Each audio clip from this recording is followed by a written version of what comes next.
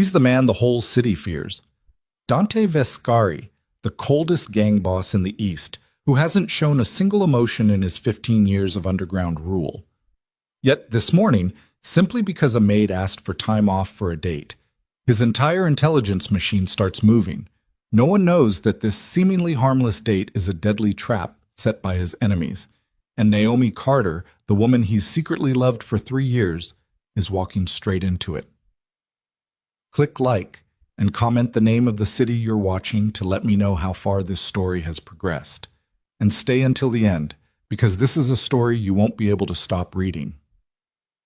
The morning Dante Vescari nearly lost everything began the same way every morning did, with Naomi Carter moving through his house like the building itself had learned to breathe around her. He heard her before he saw her, the particular sound of her footsteps crossing the kitchen tile. Unhurried, purposeful, slightly heavier on the left because of the old ankle injury she never mentioned, and he'd never asked about directly but had spent 40 minutes one evening reading the incident report his security team pulled from a hospital database 3 years ago when he first hired her. The smell of coffee arrived before she did. Dark roast, no sugar, temperature exactly where he liked it because she'd paid attention on day one and never forgotten. Dante was already at the long table in the east dining room, jacket on, 3 phones face down beside his coffee cup, a stack of reports that looked like corporate documents and were not. He did not look up when she came in. She set the cup down without a word. She never hovered. That was one of the things. He turned a page, read a line about a shipment delayed out of the port district, and felt the low-grade tension that had become the permanent weather inside his chest for the past decade. "There's an issue with the east wing boiler," Naomi said. She was already moving back toward the kitchen. "I called the maintenance company. They can come Thursday." "Fine. I also need to tell you something." He looked up then. Not because her tone shifted. It didn't, but because those were words Naomi Carter almost never said. In 3 years, she had not asked him for a single personal favor. She arrived on time. She completed every task without complaint or commentary. She existed in his house with a kind of quiet competence that his security team had initially flagged as suspicious. No one was that self-contained without a reason. And that he had eventually come to understand was simply who she was. A woman who kept her interior life interior. She was standing in the doorway holding a folded dish towel, and she was looking at the wall slightly to the left of his face rather than directly at him. A small tell. She was nervous. "Go ahead," he said. "My friend Kara set me up on a blind date. Tonight." She said it like she was reporting a maintenance issue. Flat, factual. "I know Friday evenings I usually stay until 7 for the dinner service, but she already confirmed the reservation, and I'd like to leave at 4, if that's possible." Dante set his pen down. She was still looking at the wall. There was a faint color in her face that had not been there 30 seconds ago, and her hands had tightened slightly on the dish towel, and the particular quality of her stillness had changed from composed to braced, like someone waiting for a door to open in the wrong direction. He'd seen that expression on men sitting across from him in rooms with no windows, the calculation of how bad the answer might be. "Of course," he said. Her shoulders dropped 1 centimeter. "Thank you." "Leave at 3:30. He picked up his pen. "You'll want time to get ready." She blinked, a tiny fracture in the composure, and something crossed her face that was too fast and too complicated to name before she smoothed it back. 3:30 is fine. I'll finish the East Wing linen inventory before I go. Don't worry about it. I always finish the inventory on Fridays. Naomi." She stopped. "Leave at 3:30. The inventory will be there Monday." A pause. Then, "All right." She turned back toward the kitchen. "Your second meeting is at 10. Marcus called to say he might be 5 minutes late." "Tell Marcus he won't be." "I already did." She was gone. The sound of her footsteps crossed the kitchen tile, moved down the service corridor, faded into the ordinary business of the house. Dante sat very still for a moment. Then he picked up the second phone, the one with no carrier logo and no case, and typed 4 words to the number stored under a single initial. "Find out who. Tonight." His head of intelligence was a man named Reuben Carr, 43 years old, former military, currently operating under the organizational title of Head of Estate Security, which was technically accurate and almost entirely misleading. Ruben had the particular gift of being immediately forgettable in a crowd and immediately essential in a room, and he understood without being told the difference between a question Dante was asking professionally and a question Dante was asking because something had happened to his face that he could not afford to have seen. Ruben arrived in the East Wing study at 9:14, 11 minutes after receiving the message. "Name," he said. "That's what I need." "You have anything?" "Cara Bellini. She works at the Hayward Gallery. She arranged it." Dante was at the window. The grounds below were empty except for 2 security personnel on the morning rotation, moving in their designated arcs. "The reservation will be under the man's name. Pull Bellini's communications for the last 2 weeks. Phone, email, anything digital. I want the man's name, his background, his employment, where he lives, who he knows, and whether any of it is real." Ruben did not write any of this down. He never wrote anything down. "Timeline? She leaves at 3:30. I want everything before 3. It was 9:14. "I'll need whatever you need, take it." Dante turned from the window. "This is the priority." Ruben looked at him for a moment. Not long, not in a way that could be called scrutiny, but in the way of a man recalibrating a known instrument against a new reading. Then he nodded once and left. Dante stood at the window for another 2 minutes after the door closed. He had no rational explanation for the feeling currently occupying his sternum, or rather, he had several rational explanations, and found all of them insufficient. Naomi Carter was an employee. She had a personal life that existed entirely outside of his knowledge and his business. She had every right to go on a blind date arranged by a friend. She had every right to leave at 3:30. He had granted both without hesitation because denying either would have been unreasonable. And Dante Viscari was, whatever else he was, a man who prided himself on reason. He went back to the table, finished the report, took his 10 o'clock meeting, during which Marcus arrived 3 minutes early and said nothing about it. He moved through the morning's business with the efficiency that 37 men in this city relied upon and 14 men in this city feared. And at 12:40, he sat in the kitchen eating the lunch Naomi had left covered in the refrigerator with a handwritten note that said, "Lamb, 45 seconds in the microwave, not longer," because she had at some point noticed that he habitually overheated things and had decided, without being asked, to address this. And he did not think about the blind date. He thought about it constantly. Ruben delivered the file at 2:19. He set a tablet on the desk without preamble and stepped back. Dante picked it up. The man's name, the name he'd given Cara Bellini, the name on the restaurant reservation, was Adrian Vale. 34 years old, presented himself as a commercial architect working independently out of a midtown office, moderately active social media presence. A plausible life. Dante turned the tablet page. Adrian Vale did not exist 14 months ago. The social media accounts had been created 13 months back, populated with 2 years of retroactive content, photographs, check-ins, professional posts, all generated within the same 6-week window. The commercial architecture firm listed on his professional profiles had a registered address in the Garfield Business District that corresponded to a shared space office leasing suite where 12 different shell entities rented monthly. The lease for the specific office attributed to Vale's firm had been paid in cash through a third-party management company. Dante set the tablet down. He was aware of the quality of the silence in the room, which had changed. "The cash payments," he said. "Trace them." "We did." Ruben's voice was level, careful. 3 transfers, all routed through a currency exchange in the Holloway district. The exchange has historically been used by 2 organizations operating in this city. He paused. "One of them is yours. And the other? Vincent Orsini." The name landed in the room like something physical. Dante was quiet for 4 seconds. Then, "How far back does his relationship with Bellini go?" "We're pulling that now. She may not know. The approach to her could have been organic. He meets her somewhere public, cultivates a friendship over months, positions himself to be introduced into her social circle." Ruben's jaw was tight. "It's a patient operation." "It's an Orsini operation." Dante stood. He doesn't move fast and he doesn't move direct. He finds the soft entry. He moved to the window again. Same window, same grounds below, same two security personnel now changed over to the afternoon rotation. Naomi. She has no connection to Orsini that we can find. Her file is clean. We've been through it. I know her file is clean. His voice came out sharper than intended, and he pulled it back. She's the soft entry.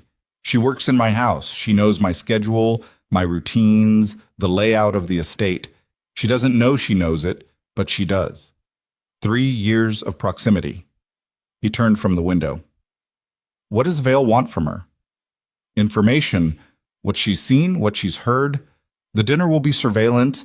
He'll keep her talking, redirect the conversation toward the estate, toward you, toward anything operationally useful. She won't know she's being debriefed. Dante picked up his jacket from the back of the chair. Where's the reservation? Crest and Stone, the restaurant in the Aldgate Hotel, 8 o'clock. I know where Crest and Stone is. He checked his watch, 2:47. Get a team there by 6. I want eyes on every entrance, the kitchen, the service exits. Plain clothes, no radios visible. Talk to the hotel manager, not the restaurant manager, the hotel manager. And do it quietly. He paused. I want a table, something with sightlines to the main floor. Reuben looked at him. Something wrong? Dante said. The reservation under Vale's name. We ran the hotel's internal booking system as part of the trace. There's a secondary reservation for the same evening. A beat. Under a corporate account that traces back to a holding company in Orsini's network. The room was very quiet. How many names on the secondary reservation? 14. 14. Not a surveillance team. A presence. Orsini was not sending someone to gather information from Naomi Carter at dinner. He was using the dinner as a staging point for something larger, and Naomi was either the distraction or the bait, and either way she was sitting in the center of it in a restaurant where 14 men with Orsini's name behind them would be in the building by 8 o'clock. Get the team there by 5, Dante said, and find out everything the hotel kitchen received as a delivery today. Check. At 3:26, Naomi came to the study doorway in a coat he had never seen. Dark green, belted, the kind of thing a woman wears when she has thought about what she wants to say before she says it, and told him the inventory was finished and she'd left the weekend schedule on the kitchen counter, and the boiler repair was confirmed for Thursday morning between 9 and 11. Have a good evening, she said. He looked up from the desk. She looked different in the coat, and he was aware that noting this was not useful to him. Naomi. She paused. He had 3 things he could have said. He could have told her that the man she was meeting tonight did not exist 14 months ago. He could have told her that Vincent Orsini, a name she would not recognize but that should have made any person in this city cancel any plans and go directly home, had a 14-man team booked at the same restaurant. He could have said, "Don't go." Be careful on the Aldgate streets at night, he said. The parking on the east side of the hotel is better lit. She blinked. A small confusion. Why would he know where she was going? That resolved itself into something like warmth before she smoothed that back too. I'll remember that. Good. She left. He sat at the desk for 60 seconds after the sound of her footsteps disappeared. Then he stood up, put his jacket on, and went downstairs to the car. The Aldgate Hotel occupied the north corner of Crest Square, a building from the previous century that had been renovated twice and retained the original stone facade because the city's architectural commission had opinions about facades and the money to enforce them. Crest and Stone occupied the ground floor restaurant space, accessible from the lobby or from a side entrance on Meridian Lane, and had the kind of interior that cost more money than it looked like it did. Low lighting, good linen, a wine program that the food press wrote about more than the food. Dante's team had arrived at 5 as ordered. By 6:15, Reuben had sent confirmation.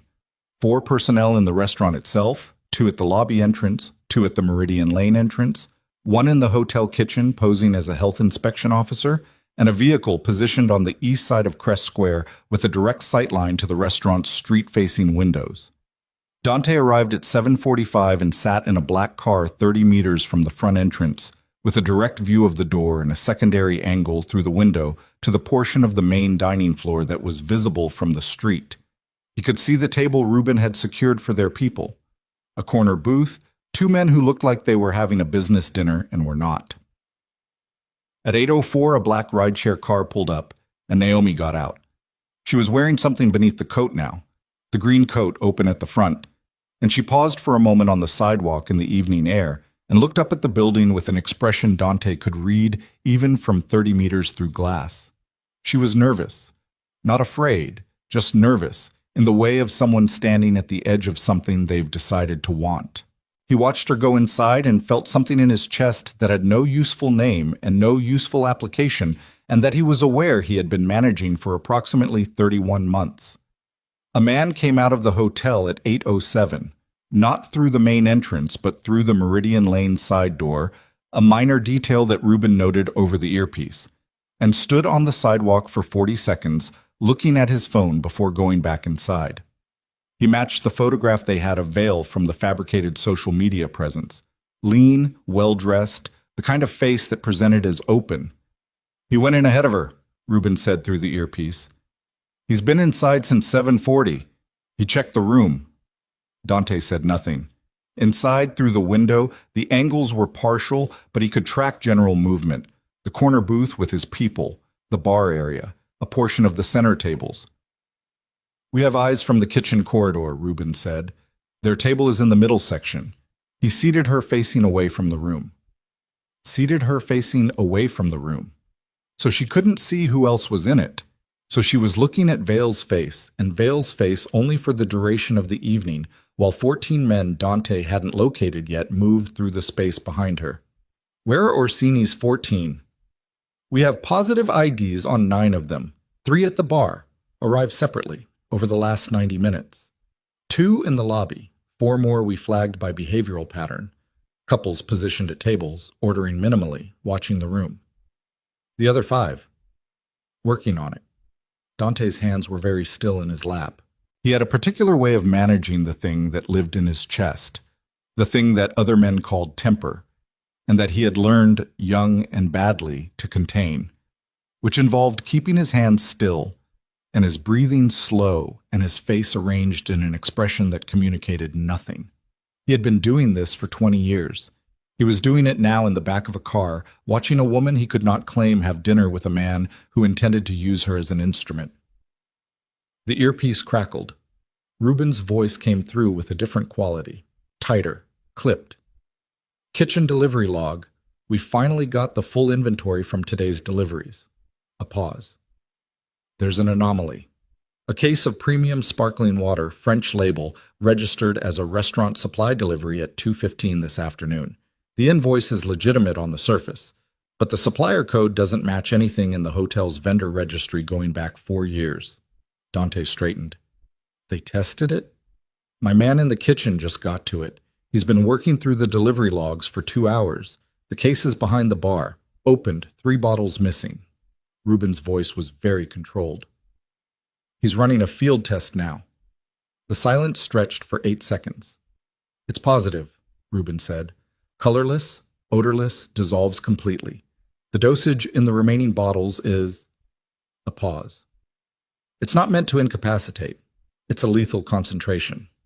The thing in Dante's chest stopped being manageable. Which bottles are missing? He's pulling the bar manifest. One went to a table in the north section. We're moving on that now. The second... A beat that lasted too long.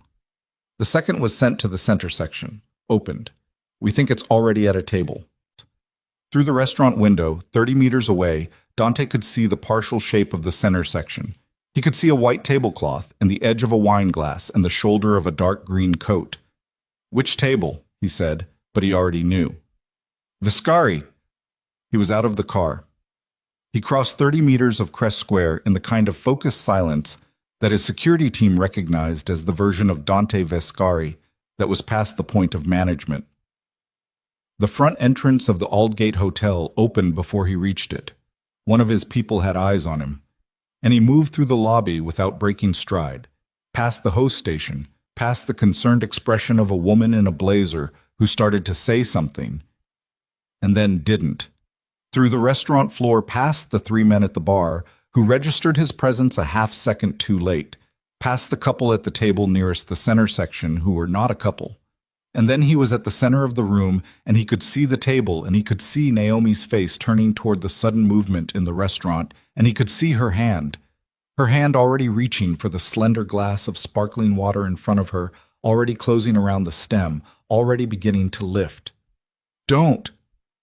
The word came out of him like a physical object, not loud.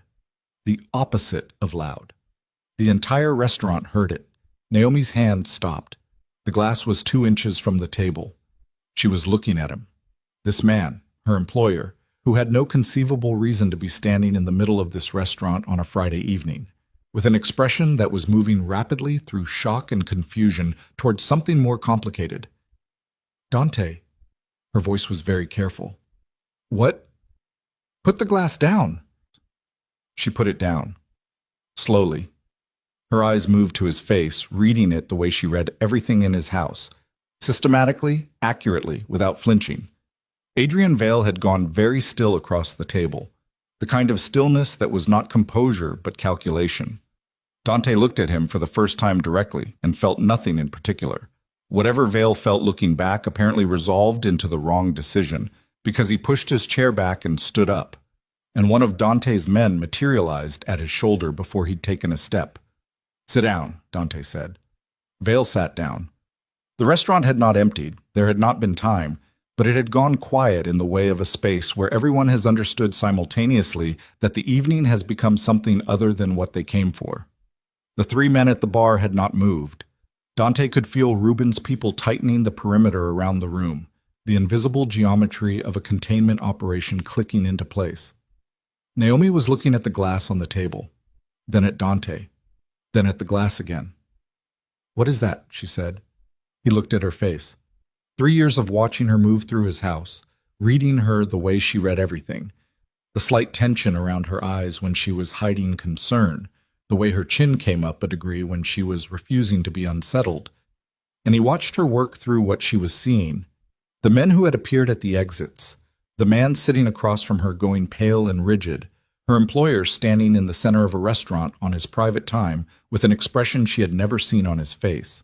He watched her arrive at an answer she didn't have all the pieces for, and know, with the precise and unsparing intelligence he had always been aware she possessed, that it was not a good answer. Naomi, he said, and his voice had lost some of the controlled flatness, had exposed something at the edge that he could not quite pull back in time. I'll explain everything. Right now, I need you to step away from the table. She stood up. She didn't touch the glass. She didn't touch anything.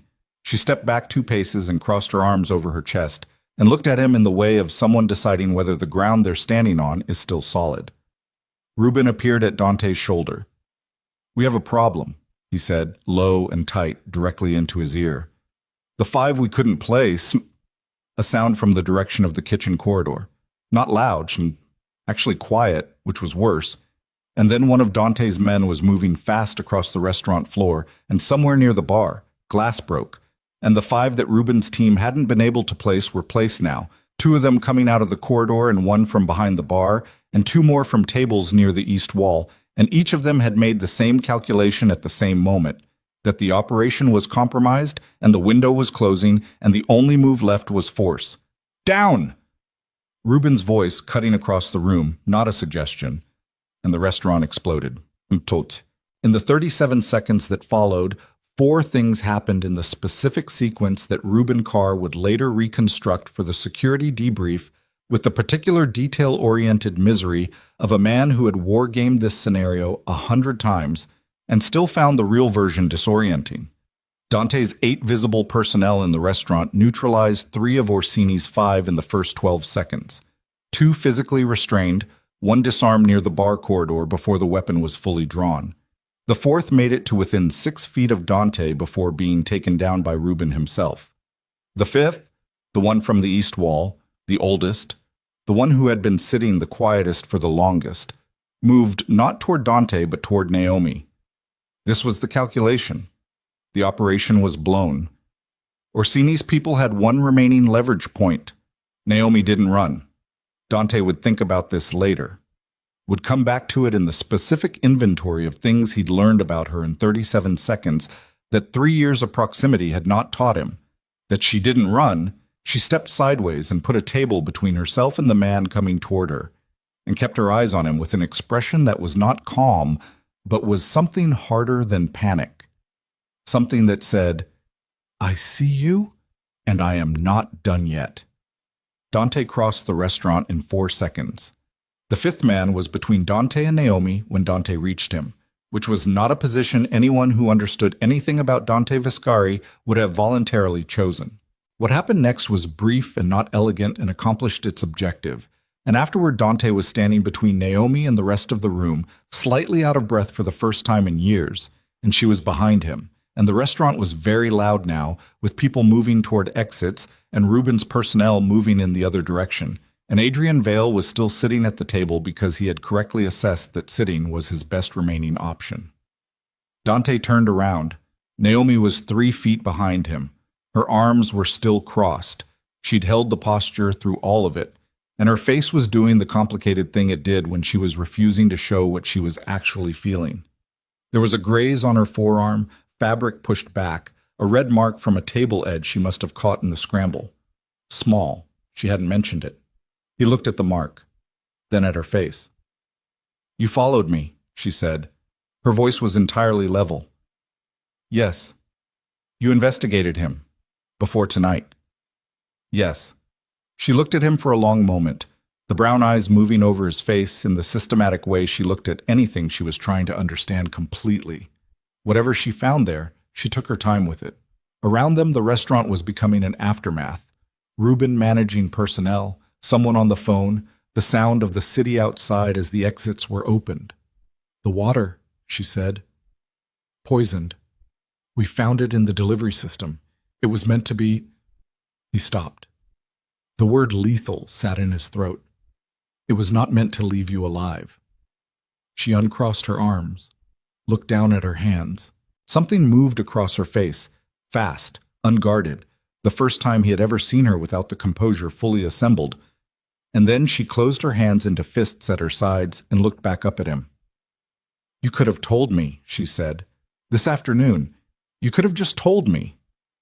He didn't have a good answer to that. He had several answers. That he hadn't had full confirmation yet, that telling her might have changed her behavior and alerted Vale's surveillance, that the containment operation required her to arrive not knowing. All of them were operationally sound, and all of them were true, and none of them were the real answer. The real answer was standing in the wreckage of this restaurant, in a dark green coat with a graze on her arm and an expression on her face that was moving, slowly and with visible effort, from shock toward something colder. "Naomi, I need to think," she said. "Please don't." She stopped, started again. "Please, just don't." She walked toward the exit. 2 of his people moved to flank her automatically, and she stopped and looked at them, and they looked at Dante, and he made a small motion with his hand. "Stay back." They stayed back. She walked out through the Aldgate lobby and through the front door and onto the square, and Dante stood in the middle of the restaurant where the evening had detonated and watched through the window as she walked to the corner and stood with her back to the hotel and her face turned away, and stayed there. Ruben appeared beside him. "Vale is ready for transport," he said. 3 of Orsini's people are in custody. The other 2 were handed to the police unit we have the arrangement with." A pause. "The hotel manager wants to speak with someone. Tell him someone will call Monday." Dante did not look away from the window. "Vale first. Take him to the Meridian facility." "What do you want from him?" "I want to know what Orsini knows." He paused. "And I want to know how long he's been watching her." Ruben was quiet for a moment. "She okay?" Dante watched Naomi on the corner of Crest Square, standing in the city's Friday night noise, very still, her coat around her in the November air. "No," he said. He started toward the exit, and from somewhere in the arrested chaos of the restaurant behind him, Adrian Vale, wrists zip-tied to the chair, 2 of Dante's personnel on either side of him, nothing left to lose, and apparently deciding that was a kind of freedom, called across the room in a voice designed to carry, "You know what Orsini told me when he handed me this assignment? He said the easiest way to break Dante Vescari is to find what he's protecting. A pause. Took us 6 weeks to realize it was the housekeeper. 6 weeks, and you'd been hiding it for 3 years. He almost sounded amused. Does she even know? Dante stopped walking. The restaurant was very quiet. He did not turn around. Take him, he said. He pushed through the door and out into the cold air of Crest Square, and somewhere to his left, 30 meters away, Naomi Carter was still standing at the corner, and she had turned around now and was looking directly at him, and from the expression on her face he understood that the restaurant had not been as loud as he thought, that she had heard every word, that she was looking at him now with the full weight of 3 years reassembling itself behind her eyes. Every small thing, every detail, every morning and every quietly managed distance, all of it adding up to the one answer she had apparently never allowed herself to land on. Until now. She turned and walked away into the city, and the November dark swallowed her, and Dante Vescari, who had not been powerless in 15 years, stood on the pavement of Crest Square and felt the specific cold of a man who has just watched the only unguarded thing in his life walk out of reach. She walked 14 blocks before she stopped, not because she was tired, or not only because she was tired, but because she had reached the corner of Henley and Mast, and the light was red, and her body made the automatic decision to stop at the red light.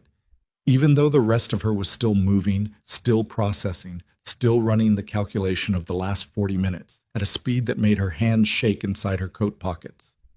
The light changed. She didn't move. A man in a delivery jacket pushed past her on the left. A woman with a stroller angled wide around her on the right. The city continued its Friday evening in every direction, indifferent and loud, and Naomi Carter stood on the corner of Henley and Mast with November air on her face and the sound of Adrian Vale's voice running on a loop in the back of her skull. Took us 6 weeks to realize it was the housekeeper. She crossed the street. She didn't know where she was going. She knew she was not going back to the hotel, and she knew she was not going home yet. Not yet. Not while the inside of her head was this loud. And she knew, with the specific certainty of someone who has just had the ground reorganized underneath them, that the next hour needed to happen in movement, or she would sit down on something and not get back up. She walked. She had a habit, developed in the years before the Vescari job when she was covering double shifts at the Langford Hotel cleaning service and trying not to think about how tired she was, of taking the physical fact of a situation and breaking it into its components. Not feelings, facts. Feelings could wait. Facts were manageable. Fact. The man she'd gone to dinner with tonight was not who he said he was. Fact. He had been placed in her life deliberately, through her friend Kara, with the specific purpose of extracting information about her employer. Fact. Her employer had known this before she walked out of his house at 3:30 in the afternoon. Fact. He had let her walk out anyway. Fact. He had been in the restaurant, watching. Fact. Adrian Vale had said, in front of a room full of people, that Dante Vescari had been hiding something for 3 years, and the something was her. She stopped again. She was in front of a pharmacy, closed, the gate half down, and the interior lit with the flat fluorescent particular to pharmacies after hours.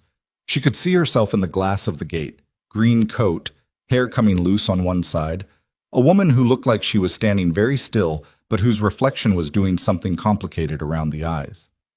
She had worked in that house for 3 years.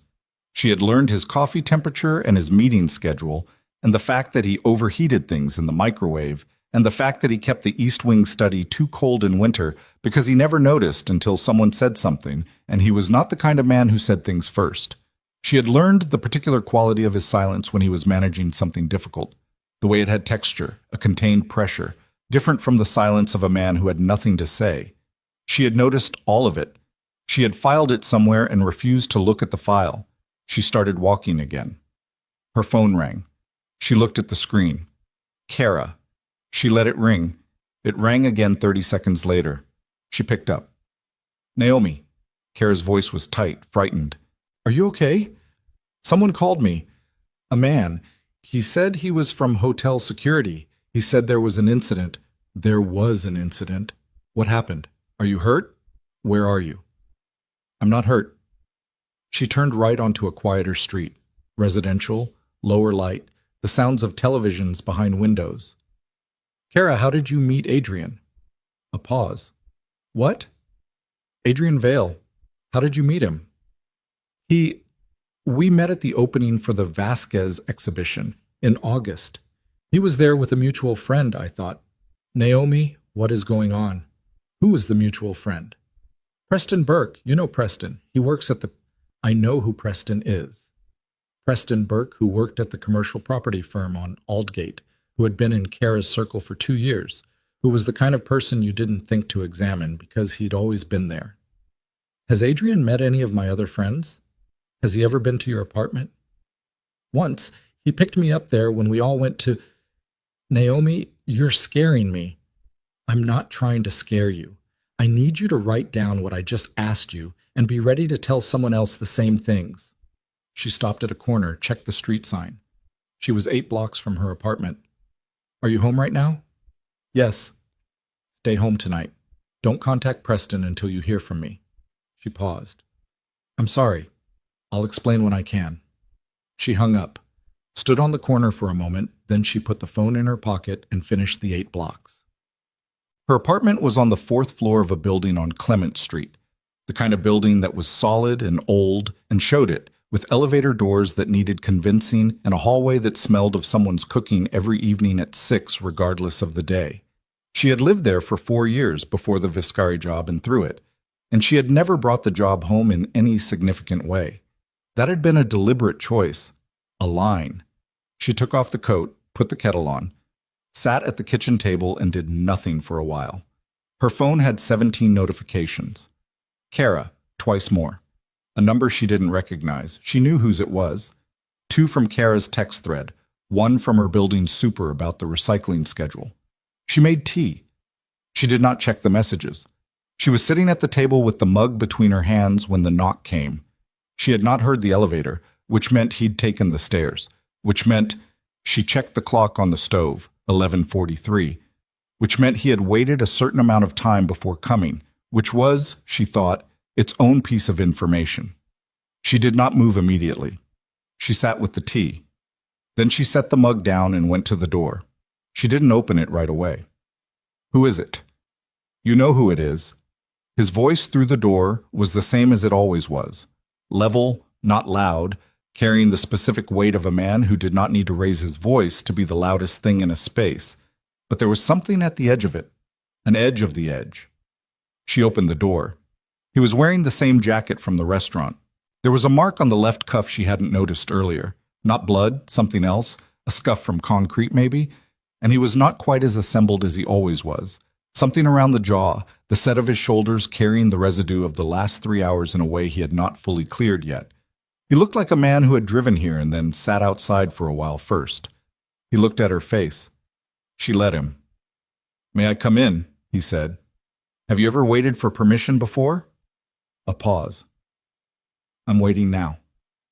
She stepped back from the door. He came in. He looked at the apartment the way he looked at everything, systematically, without apparent judgment, and she watched him do it and felt the particular strangeness of having the 2 parts of her life occupy the same room. He was a piece of the Viscari house, that cold, oversized, immaculately maintained world, standing in her kitchen with its window herbs and its second-hand table and the tea mug with the chip on the rim that she'd never gotten around to replacing. Sit down, she said, or don't. I don't know how long this is going to take. However long it takes. She stayed on her side of the table. He stayed on his side. Neither of them sat. When did you start? She said. The investigation into Vale? Into me. He met her eyes. When you were hired, 3 years ago. Standard process. Yes. And after that? He was quiet for a moment. Not the kind of quiet that was hedging, the kind that was choosing precision. Periodic updates. Nothing active. You weren't a security concern. But you kept the file. I keep files on everyone in the house. You read mine. Yes. More than once. Not a question. He didn't treat it as one. Yes. She pulled out a chair and sat down, not because she needed to, but because standing was starting to feel like a performance. She wrapped both hands around the mug again. The tea had gone slightly cold. The hospital report, she said. Your ankle. From 4 years before you applied. A pause. I noticed you favored it in cold weather. I wanted to understand why. She looked at him. You noticed that? I notice things. I know you notice things. Her voice came out flat. That's what makes this... She stopped, reorganized. When you found out about Vale, what time was that? The preliminary information came in before noon, full confirmation by 2:15. You had full confirmation at 2:15 that the man I was going to dinner with tonight was a fabricated identity connected to your rival crime organization. She said it like she was reading a maintenance report. And at 3:30 you told me to leave early and to use the better lit parking on the east side of the hotel. I had an operational reason. I know what your operational reason was. She looked up at him. You needed me to arrive not knowing, because if my behavior changed, Vale's surveillance would flag it, and your people couldn't complete the perimeter setup without the element of... She stopped again. I've worked in your house for 3 years. I've listened to enough of your work to understand the logic. He said nothing. That's not what I'm asking you about, she said. I'm asking you about 3:30. I'm asking about the moment when you looked at me in the coat and said, be careful on the Aldgate streets, and didn't say any of the 10 other things you could have said. She put the mug down. Was I in danger? Yes. How much danger? Naomi, how much? The poison in the water was a lethal dose. His voice was careful, but his eyes weren't. She could see what lived behind the careful, the controlled flatness with something pushing at it. You would not have survived the evening. The kitchen was very quiet. She had known this, had understood it from the moment he'd said put the glass down, and from the way Reuben had been talking to someone on the phone with the controlled efficiency of a man containing something very bad. But hearing it said directly, in her kitchen, at 11:43 at night, was different from knowing it in the abstract. She took a breath, let it out slowly. You knew I might not survive the evening, she said, and you let me leave. I had a team in position. That's not an answer. I had Dante. She said his name, and something happened to his face that she had time to notice and file before she kept going. You knew the risk. You made the operational calculation, and you decided the operation was worth the risk. A pause. Was I part of that calculation, or was I the thing the calculation was designed to protect? He looked at her for a long moment. The apartment was small, and he was too large for it in a way that was not physical. He occupied a kind of atmospheric space, a density, and in the containment of her kitchen, it was very apparent. Both, he said. That's honest, at least. I had people around you from the moment you walked into the hotel. My man in the kitchen found the delivery anomaly by 8:15. You were... He stopped. You were not going to come to harm. But I almost did. Yes. The word came out of him like he was setting something heavy down. Yes. By seconds. She stood up. Not because she was angry, but that wasn't the reason. But because sitting still required more management than she had right now. She went to the counter, put the kettle on again for no reason except to have something to do with her hands. What does Orsini want? She said. Not from me, from you. What's the actual target? He was quiet. I'm not an employee right now, she said. I'm the woman who almost drank something lethal tonight because of a war I didn't know I was standing in the middle of. So tell me what the target is. A pause. She heard him move.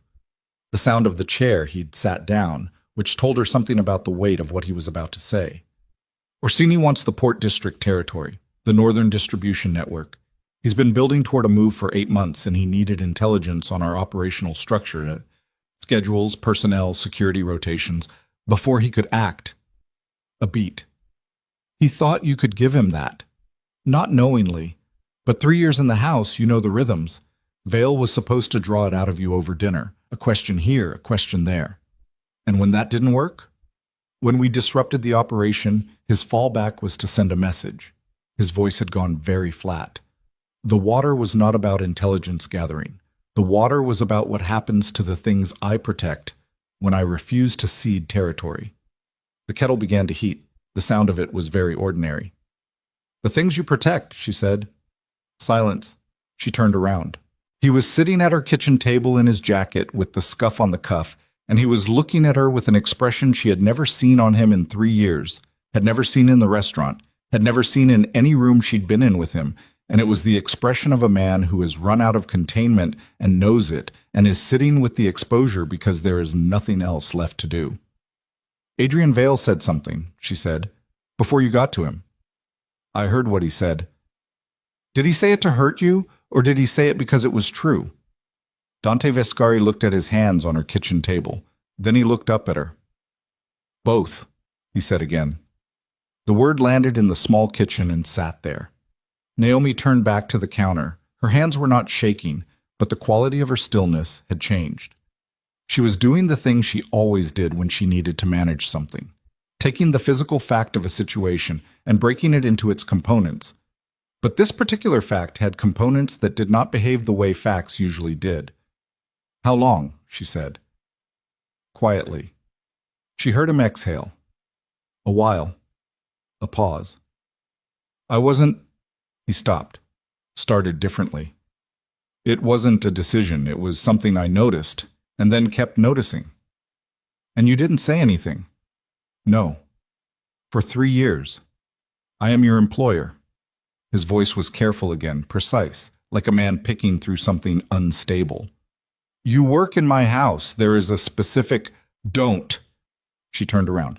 "Don't give me the professional rationale. Not tonight. Tonight you watched me almost die from across a restaurant parking lot rather than tell me that the person I was having dinner with was planted there by your enemy. So the professional rationale can wait." He looked at her. She looked back. "I didn't know how," he said, and it came out stripped of everything. No management, no careful arrangement, just the flat fact of it. A man who had spent 15 years being the person with the answer sitting in a second-hand chair and not having one. She had not expected that. She had expected several other things, the rationale, the control, the operational framing, and she was not prepared for the stripped version, which was, she thought, perhaps the point. You couldn't prepare for something a person had never done before. She turned back to the counter, stood there. "You should go," she said. "Naomi, I don't want you to go because I'm done with this conversation. I want you to go because I need to have part of it alone first." She kept her eyes on the window above the sink, the dark square of it, the street noise filtering up from 4 floors below. "And because I don't know what I feel right now, and I'd rather know before I say it." A long moment of silence. "All right." The chair moved. She heard him stand. "The people Orsini sent tonight," she said. "Are there more?" "Potentially." "Is my apartment safe?" "I have 2 people in the building. I put them there before I came up." A pause. "I should have told you that when you opened the door." "Yes," she said. "You should have." He walked to the door. She heard it open. "Dante?" He stopped. "The ankle report," she said. "The hospital one." "Yes." "That was 3 years ago. You've known for 3 years that I favor it in cold weather." "Yes." "The boiler in the east wing. I always schedule the maintenance for Thursday." "Yes." "Because by Thursday the cold is usually in the floor already, and Thursday is close enough to the weekend that the repair holds before another week's use." She paused. "You never asked me why I schedule it on Thursday." "No." "You never needed to ask." She still wasn't looking at him. "Because you'd already worked it out." The silence behind her had a specific quality. The quality of a man standing in a doorway understanding that what is being said is not about a boiler. "Yes," he said. She nodded. She didn't say anything else. The door closed. She stood at the counter for a while. Then she poured the hot water into a new mug and sat back down at the table and sat with the tea and the quiet and the 17 notifications still unread on her phone and the particular weight of an evening that had rearranged things she thought were fixed. She had not told him to leave because she was angry. She was angry. That was real. It would need to be addressed. The operational calculus that had put her in a room with a lethal glass of water without warning was not something she was going to simply absorb. But anger wasn't the thing sitting heaviest in her chest right now. The heaviest thing was that she had known. Not the specifics, not the enemy's name or the plot or the planted identity, but something. Some accumulation of small things, observed and filed and refused. The way the house had learned her. The way the maintenance requests she filed were always approved the same day. The way the kitchen was always stocked with the exact brand of olive oil she preferred, even though she'd never asked for it directly. The way he looked at her sometimes when she was moving through a room and thought she wasn't watching. She had known, and she had chosen not to know. She sat with her tea until the tea was gone, and then she sat with the empty mug. Reuben Carr had not slept. This was not unusual. The man had a relationship with sleep that could best be described as occasional and unsentimentally managed. But tonight's specific version of not sleeping involved sitting in the operations room on the second floor of the Viscari Estate's East Wing with 4 screens, 2 phones, and the aftermath of what had been, by any professional metric, a significant intelligence failure. They had identified the threat. They had contained it. No one from Dante's organization had been seriously injured. The poison had been found before it was used. By the numbers, the night had gone as well as it could have gone. Reuben, who had been doing this long enough to distrust nights that went as well as they could have, was not feeling good about the numbers. He was running the Orsini network map for the 3rd time, laying the known nodes against the evening's personnel and looking for the gap, the thing that should have been visible earlier and wasn't. When Marcus knocked and came in without waiting, which was Marcus's way, and dropped into the chair across from the screens. Marcus Hale was 31, second-generation organization, and operated as Dante's day-to-day logistics coordinator, which meant he knew the schedule of nearly every material thing that moved through the Viscari operation. He was not a man given to visible stress. Right now he looked stressed. Vale talked, Marcus said. How much? Enough. He leaned back, rubbed his face with both hands. He's been inside for 8 months. Not just running Naomi. He was placed long before she was identified as the access point. He came in through 3 different channels in the Aldgate Business District. Preston Burke was one of his placements. Burke doesn't know he was cultivated like Bellini, used and kept clean so there'd be no direct trace. Reuben looked at the screen.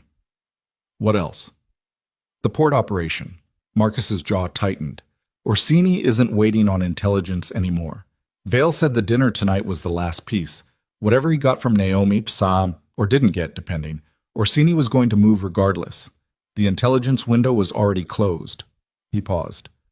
The dinner wasn't about information. The dinner was the signal. The room was very quiet.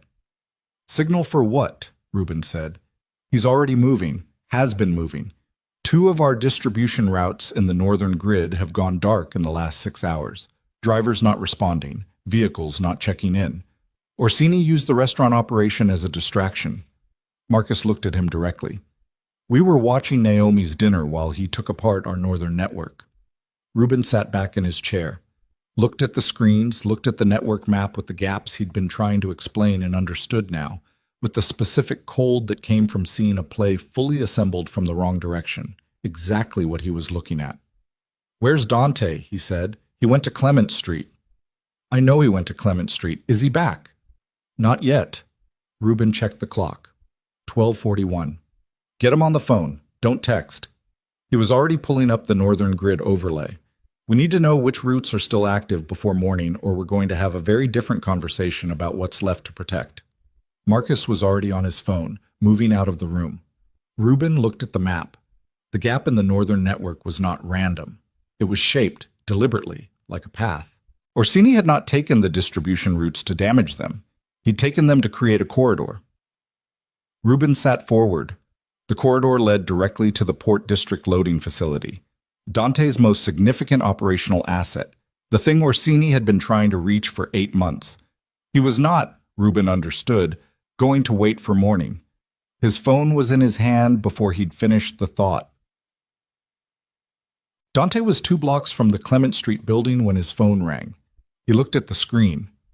Marcus. He picked up. We have a situation, Marcus said, and the specific quality of Marcus's voice, the flatness, the absence of any management in it, told him everything before the next sentence arrived. The northern grid, Orsini moved tonight while we were at the restaurant. 2 routes dark, drivers unaccounted for. Ruben thinks it's a corridor. Dante stopped walking. The street was empty. The November air was cold and specific. To the port facility, he said. Yes? How long? Ruben thinks they're already in position. They've been moving for hours. The restaurant was the cover. A pause. If they hit the facility tonight, we lose the northern distribution infrastructure. Everything we've built in the port district goes with it. Dante stood on the empty street. The port facility, the terminal, the warehouse network, the operational structure that had taken 4 years to build and that sat at the center of everything the Viscari organization moved through this city, was 3 miles to the east. His apartment was 2 blocks north. The woman he'd just left was 4 floors up in a building behind him. He thought about the specific expression on her face when she'd said, "I don't know what I feel right now, and I'd rather know before I say it." He thought about the empty mug. He thought about the ankle report and 3 years and the boiler and all the accumulated small things he'd held at a careful operational distance and what they actually amounted to. Then he turned east and started walking faster. "Get Ruben on the line," he said into the phone. "I want a full team at the facility in 30 minutes. Nobody moves until I'm there." A pause. "And Marcus?" "Yeah." "The 2 people I put in the Clement Street building. Make sure they stay on post." A brief silence on the line. "Done." He ended the call and walked faster, and the city moved around him with its Friday noise, indifferent, and somewhere behind him in a 4th-floor apartment a woman was sitting with a cold mug and a calculation she hadn't finished yet, and in 30 minutes he was going to walk into a facility that Vincent Orsini had spent 8 months engineering a path toward. And the question that sat in his chest, the question that was not operational, that had no tactical component, was which of those 2 things he was going to be less able to manage the loss of. He already knew the answer. That was the problem. His earpiece clicked on. Ruben's voice clipped and focused. "Eyes on the facility, east loading dock. 3 vehicles, lights off. They're already there." Dante broke into a run. The port facility's eastern perimeter was less than a mile ahead. The night air hit his face, cold and sharp. His team was converging from 4 directions. Orsini's people were already inside the wire. And on the 4th floor of a building 3 miles behind him, Naomi Carter was sitting in the specific silence of a woman who had been told the truth and had not yet decided what to do with it. And Dante understood, running through the cold dark toward the worst professional crisis of his career, that the answer she arrived at tonight was going to matter more to him than the facility, more than the northern grid, more than the port district territory he had spent 4 years building. He had not been ready to know that about himself. He knew it now. The facility gate came into view. His lead vehicle was already there, engine running, 2 of his senior people standing at the perimeter with the particular posture of men who have assessed something and are waiting for direction. Ruben's voice was back in his ear with coordinates and personnel counts, and the layout of where Orsini's team had breached. Dante reached the gate and stopped. Breathed. He took the physical fact of the situation. The 3 vehicles in the east dock, the breach point, the corridor Orsini had spent months building, and he broke it into its components. Not feelings. Facts. Feelings could wait. He pushed through the gate, and 20 meters inside the perimeter, in the gap between 2 shipping containers where the exterior lighting didn't reach, something moved that was not one of his people. He knew the silhouettes of all his people, knew them the way he knew the layout of his own house. And he understood in the space of one drawn breath that Ruben's count had been wrong, that there were more than 3 vehicles worth of personnel inside this facility tonight, that Orsini had not sent a team to take the port district. He had sent an army. The silhouette moved again, a specific kind of movement, low and deliberate, the movement of someone who had been trained to move in the dark and had been doing it long enough that the training had become instinct. Dante did not call out. He did not reach for his radio. He pressed his back against the nearest container and breathed, counted, and mapped what he could see. 2 shapes left of the gap, one right, one elevated. The top of the container stacked to the east, a position that controlled the sightline over the entire loading dock interior. They had a shooter up high. That was not a retrieval team. That was not an intelligence operation or a corridor to the distribution network. You did not put a shooter on elevation for a logistics raid. He got Ruben in his ear without keying the radio, the tap sequence they used for silence protocol, 3 short, 1 long, and waited. Ruben's response came back in 4 seconds. 2 short. Received. Holding. Dante tapped back. Do not move. Wait for me. Then he was still. Completely still.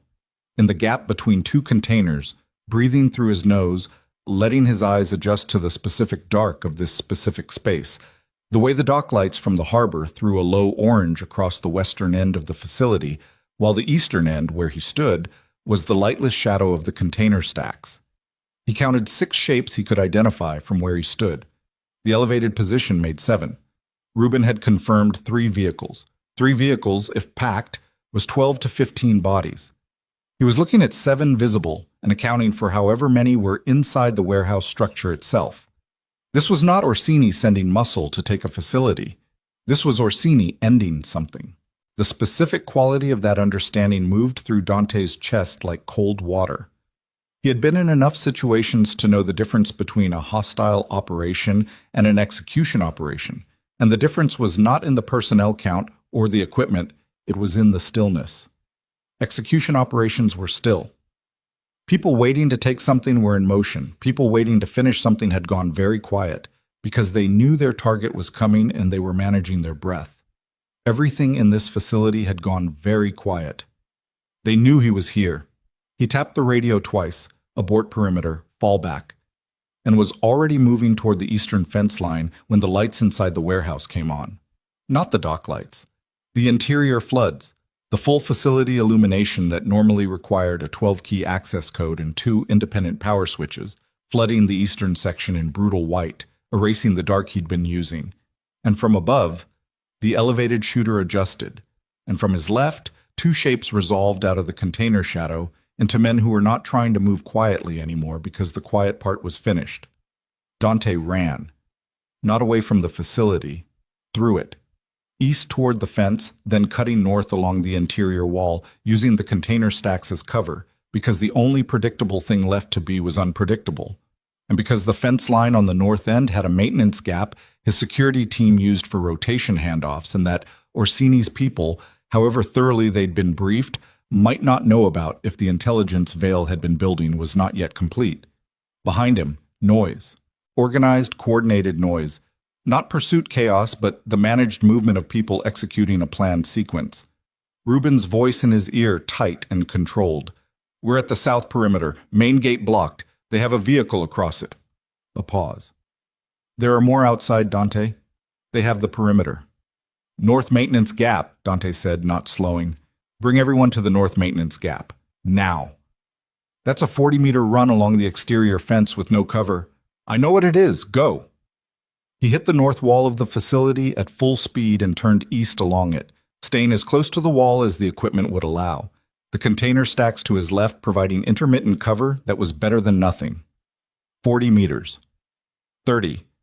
He could hear pursuit now, 2 sets of footsteps somewhere in the container rows, angled to intercept rather than follow, which meant they knew the facility layout well enough to cut off direct paths, which meant Vale's intelligence operation had been more thorough than 8 months should have allowed.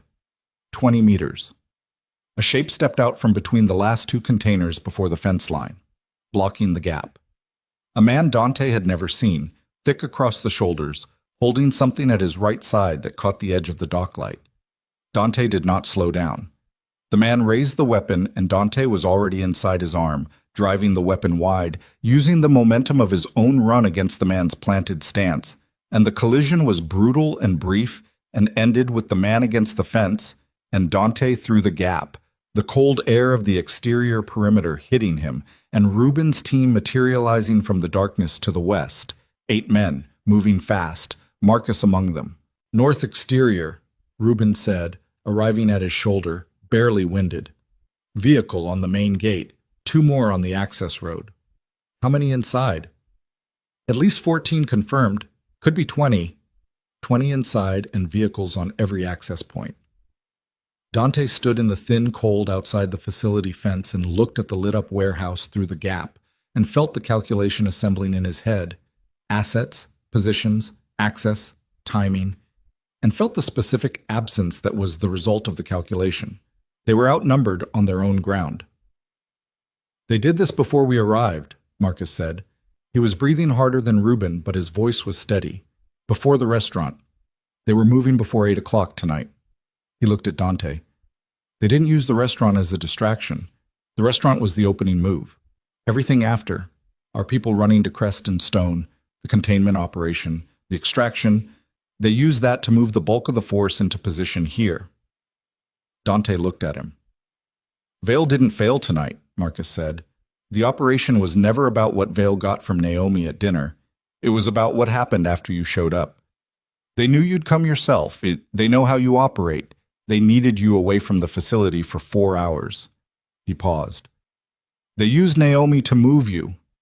The facility lights burned through the gap in the fence. 20 men in the building he'd spent 4 years constructing into the operational center of everything his organization moved through this city. They had used Naomi, not as an information source, as a key. They had understood, with the patient thoroughness that was Orsini's specific signature, that the one thing that would guarantee Dante Viscari's personal presence at a restaurant in the Aldgate Hotel on a Friday evening was the threat of harm to one particular woman, and they had engineered that threat with 8 months of preparation, and it had worked with a precision that made Dante's jaw tighten until he could feel the pressure in his back teeth. "Options," he said. Reuben said, "We call in everything, every available person. Push through the main gate with the vehicles and take it by force." He paused. "We'll lose people." "How many?" 3, 4, maybe more depending on what they have positioned inside. Dante looked at the facility. "Or," Reuben said, and his voice had a different quality now, "we let them have it tonight. Pull back. Regroup. Come back tomorrow with the full organization and take it then. If we pull back tonight, they strip it. Distribution infrastructure, the network, the storage. 20 men with 6 hours could take everything that matters and leave the building. Pulling back is the same as surrendering it." "Yes," Reuben said. Marcus said nothing. He was watching Dante's face. Dante was quiet for 4 seconds. 5, 8. "Give me a vehicle," he said. "I need an hour." Reuben stared at him. "You need 1 hour. Keep everyone on perimeter. Nobody engages. I'll be back in an hour, and we'll take it." He turned from the fence. "And I need you to call the Clement Street building and tell the people on post to stay visible. Make sure she can see them if she looks." Reuben's face did something complicated. He looked like a man doing arithmetic that wasn't coming out to a number he recognized. "What are you doing?" "Something I should have done this afternoon," Dante said. Marcus had already turned toward the vehicles. "Bam." The drive to Clement Street was 11 minutes. Dante sat in the back of the car with his hands on his knees and looked at the city moving past the windows and thought about 20 men in his facility and the gap in the north fence and Reuben's face when he'd said 1 hour. And beneath all of that, underneath the operational weight of the worst night his organization had experienced in 4 years, there was a single clean thought that had nothing operational in it at all. He should have told her at 3:30. Not for strategic reasons. Not because telling her would have changed the operation's outcome or improved the tactical position.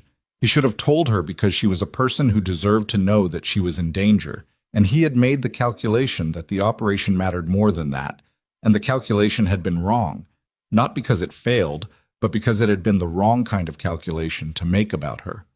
He had been running the wrong model for 3 years, managing the situation, managing the distance, managing the specific temperature of his own feelings about her, with the same careful operational precision he applied to everything else in his life. And what had it produced? She was sitting 4 floors up with cold tea and a question she hadn't finished yet, and he was in the back of a car 11 minutes away, and Vincent Orsini had understood the geometry of the situation better than Dante had.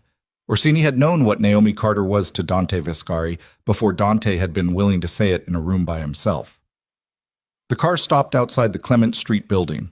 Dante got out. The 2 personnel on post were visible at the building entrance. He'd made sure of that, and one of them made eye contact and gave the slight nod that meant floor secure, no change. He went inside, took the stairs. He knocked on the 4th floor door and waited. A longer wait than before. He heard movement, not rushed, deliberate.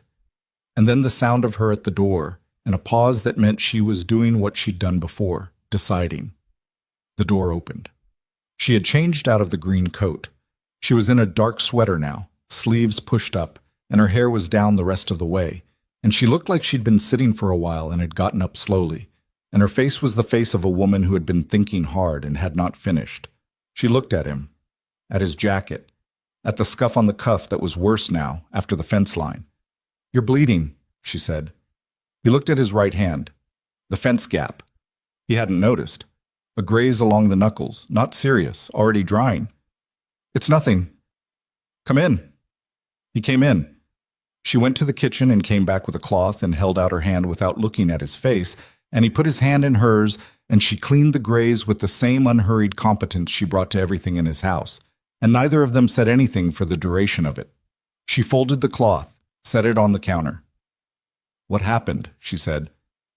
"Orsini moved on the facility tonight while we were at the restaurant. He had 20 people in position." He watched her face. "The restaurant was a diversion, not for intelligence, to move me. They knew I'd come personally if you were the target." She was very still. "They used you to empty the house," he said. "Not for what you knew, for where you'd make me go." He paused. "I need to go back. I have an hour. I need to—" He stopped. She was looking at him with an expression he couldn't fully read, or rather he could read all the components of it, and the combination was new, the anger that was still there, the complexity from before, and underneath both of those, something that was not softness exactly, but was its near neighbor. "You came here instead of going back," she said. "Yes." "With 20 men in your facility?" "Yes." She looked at him for a long moment. "Why?" "Because I owe you an answer while I still—" He stopped, started again. "Because if something goes wrong tonight at the facility, I want you to have heard it from me directly, not from a man in a restaurant with nothing left to lose." The apartment was very quiet. The street noise from 4 floors below was distant and ordinary. "Say it then," she said. "I have been careful with this, with what I felt about you, for reasons that seemed sufficient at the time and seem less sufficient now." He was looking at her face and not at the wall or the floor, which was an act of will he was aware of. "I told myself it was professional.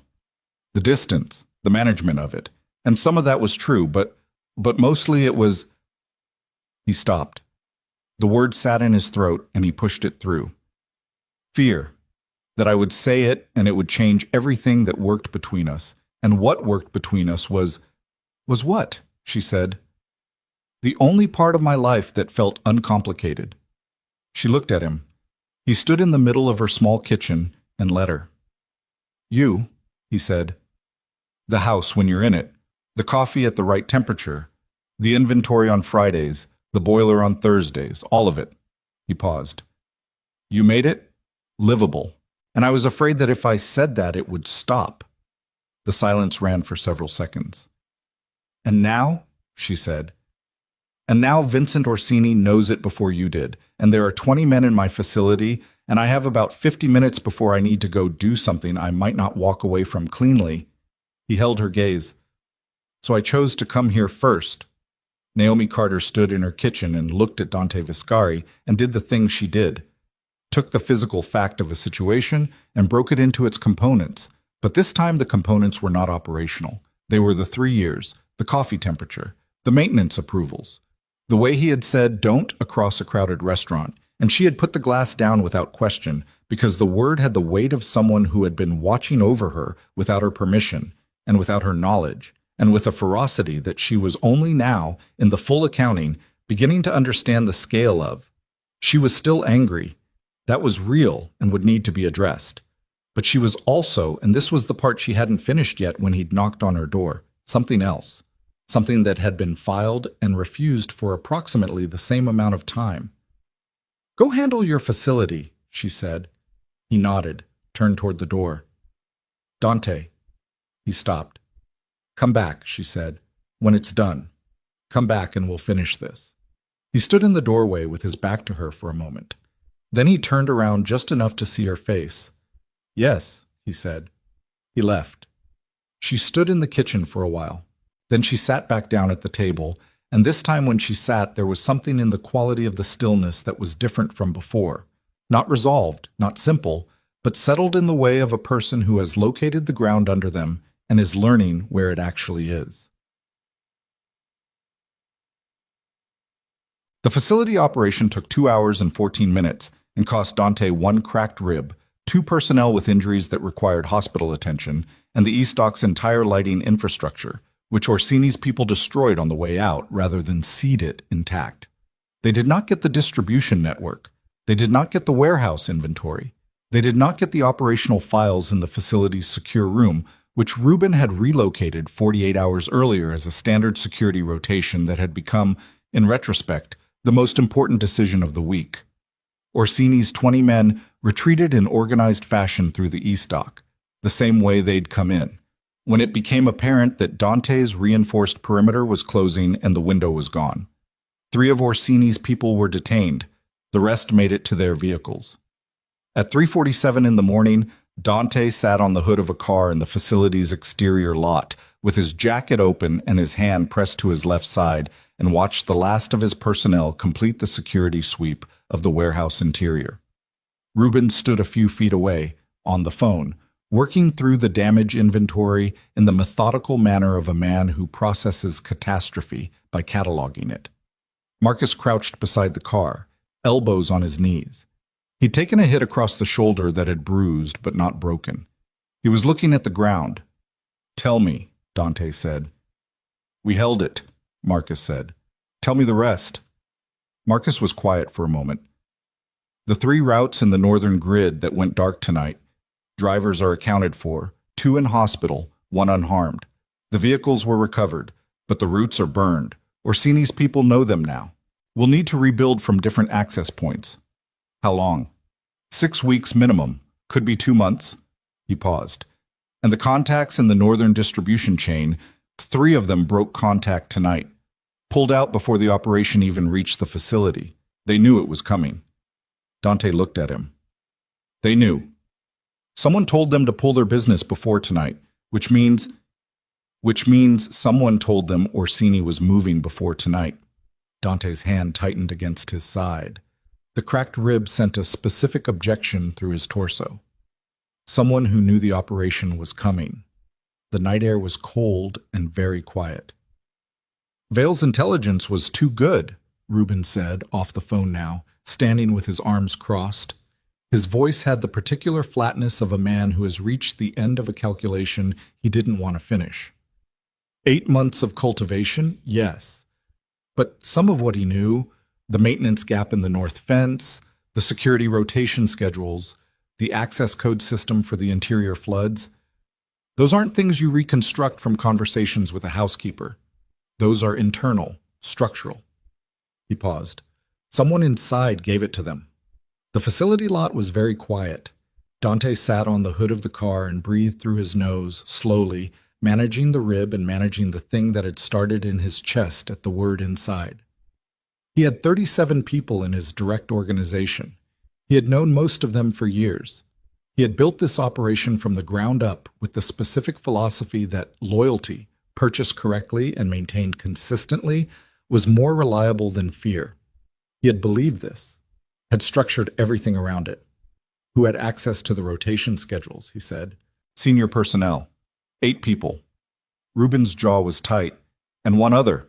Dante looked at him. "The rotation schedules are in the estate management system," Reuben said. "The same system that handles the household maintenance calendar, supply orders, staff schedules." He was looking at Dante with the careful expression of a man delivering something he would have preferred not to. "Anyone with full estate access could see them." "Full estate access," Dante said. 3 people outside of senior security personnel have it. You, me, and...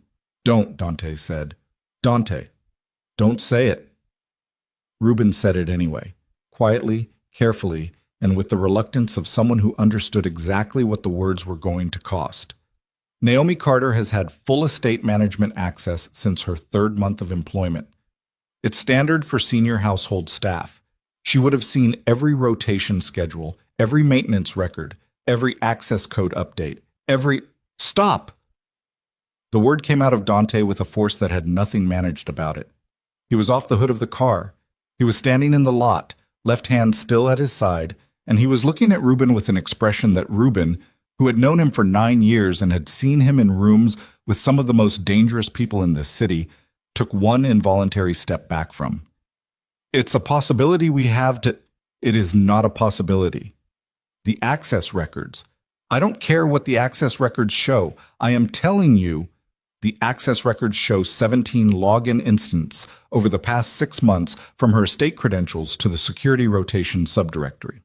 Ruben's voice was flat, but his eyes were careful. 17. The average for household staff is 2 or 3 per year for maintenance coordination. 17 in 6 months is not maintenance coordination. The lot was completely silent. Marcus was looking at the ground. Dante stood in the cold and felt the night reorganize itself into something he did not have the framework for. The calculation his mind kept trying to run hit a wall each time. Not because the numbers were wrong, but because the numbers could not be reconciled with the woman in the 4th-floor apartment who had cleaned the graze on his hand 45 minutes ago and told him to come back when it was done. There is an explanation, he said. There may be. Ruben's voice was steady, deliberate. I want there to be, but I need you to hear the full thing before you close it. He paused. If Vale's operation against her was genuine, Meg, if she was a real target, then the access records are a coincidence or an anomaly, and we'll find the real breach point when we dig deeper. Another pause. But if the poisoned water was theater, if the threat against her was constructed specifically to trigger your response, to get you to the restaurant and away from this facility, then the access records are not a coincidence. Dante did not speak. And if she knew what she was giving them, Ruben said, then tonight was not an operation against your organization, Dante. It was an operation run from inside your organization, from inside your house. He stopped. Let the silence do its work. I'm not saying it's true. I'm saying we cannot not look at it. Dante stood in the facility lot with his cracked rib in the November cold and looked at a point somewhere past Ruben's shoulder. He thought about 17 login instances to the security rotation subdirectory. He thought about the way she'd cleaned his hand, the unhurried competence, the way she'd said, come back. He thought about Adrian Vale in the restaurant, with nothing left to lose and a voice designed to carry, took us 6 weeks to realize it was the housekeeper. 6 weeks. But the access records ran back 6 months. He thought about the boiler on Thursdays, about the coffee at the right temperature, about the ankle report he'd read alone in his study 3 years ago, and the particular way she never mentioned it favored in the cold. He thought about being a man who was good at reading situations, who had built an entire life on the accuracy of that skill. And he thought about all the ways a person could be read incorrectly when they were the thing you most wanted to have read right. Pull the full access log, he said. His voice was very quiet. Every instance, timestamps, duration, file paths. He pressed his hand harder against his side. I want it before 6 a.m. I'll have it by 5, Ruben said. And don't... He stopped. Ruben waited. Don't contact Clement Street, Dante said. Don't change the post rotation. Don't do anything that would indicate a change in status. His voice came out flat and deliberate, and it cost him something he could feel the price of. Until I've seen the full log. Ruben nodded once. Marcus was still looking at the ground. Dante walked to the vehicle and got in the back, and the door closed, and the lot fell away behind the window as the car moved. He sat with his hand against his cracked rib, and the city moved past him in the pre-dawn dark, the emptied streets, the particular silence of 4 in the morning, and inside his chest the thing that had no useful name and no useful application was doing something he had no containment strategy for. He was afraid. Not of Orsini. Not of 20 men in a facility. Not of the cracked rib or the burned distribution routes or the 6 weeks of rebuilding the northern grid. He was afraid of a 4-inch by 7-inch screen in Ruben's operations room, and a log file, and a timestamp, and what he would do with himself if the timestamps told him something he couldn't reconcile with the woman who had looked at him across a kitchen table and said the one thing he'd needed to hear for 3 years. Come back. The car pulled onto the estate drive. He went inside, poured water, did not drink it. At 4:58, Ruben came into the study. He set a tablet on the desk without preamble. It was the same motion as before, but the night before, Dante's mind offered, though it had only been hours, and the specific quality of Reuben's face was the same as it had been then, the face of a man presenting information he would have preferred not to have found. Dante picked up the tablet. The access log was 17 entries long. He read it the way he read everything, systematically, completely, without jumping to the conclusion before the evidence was assembled.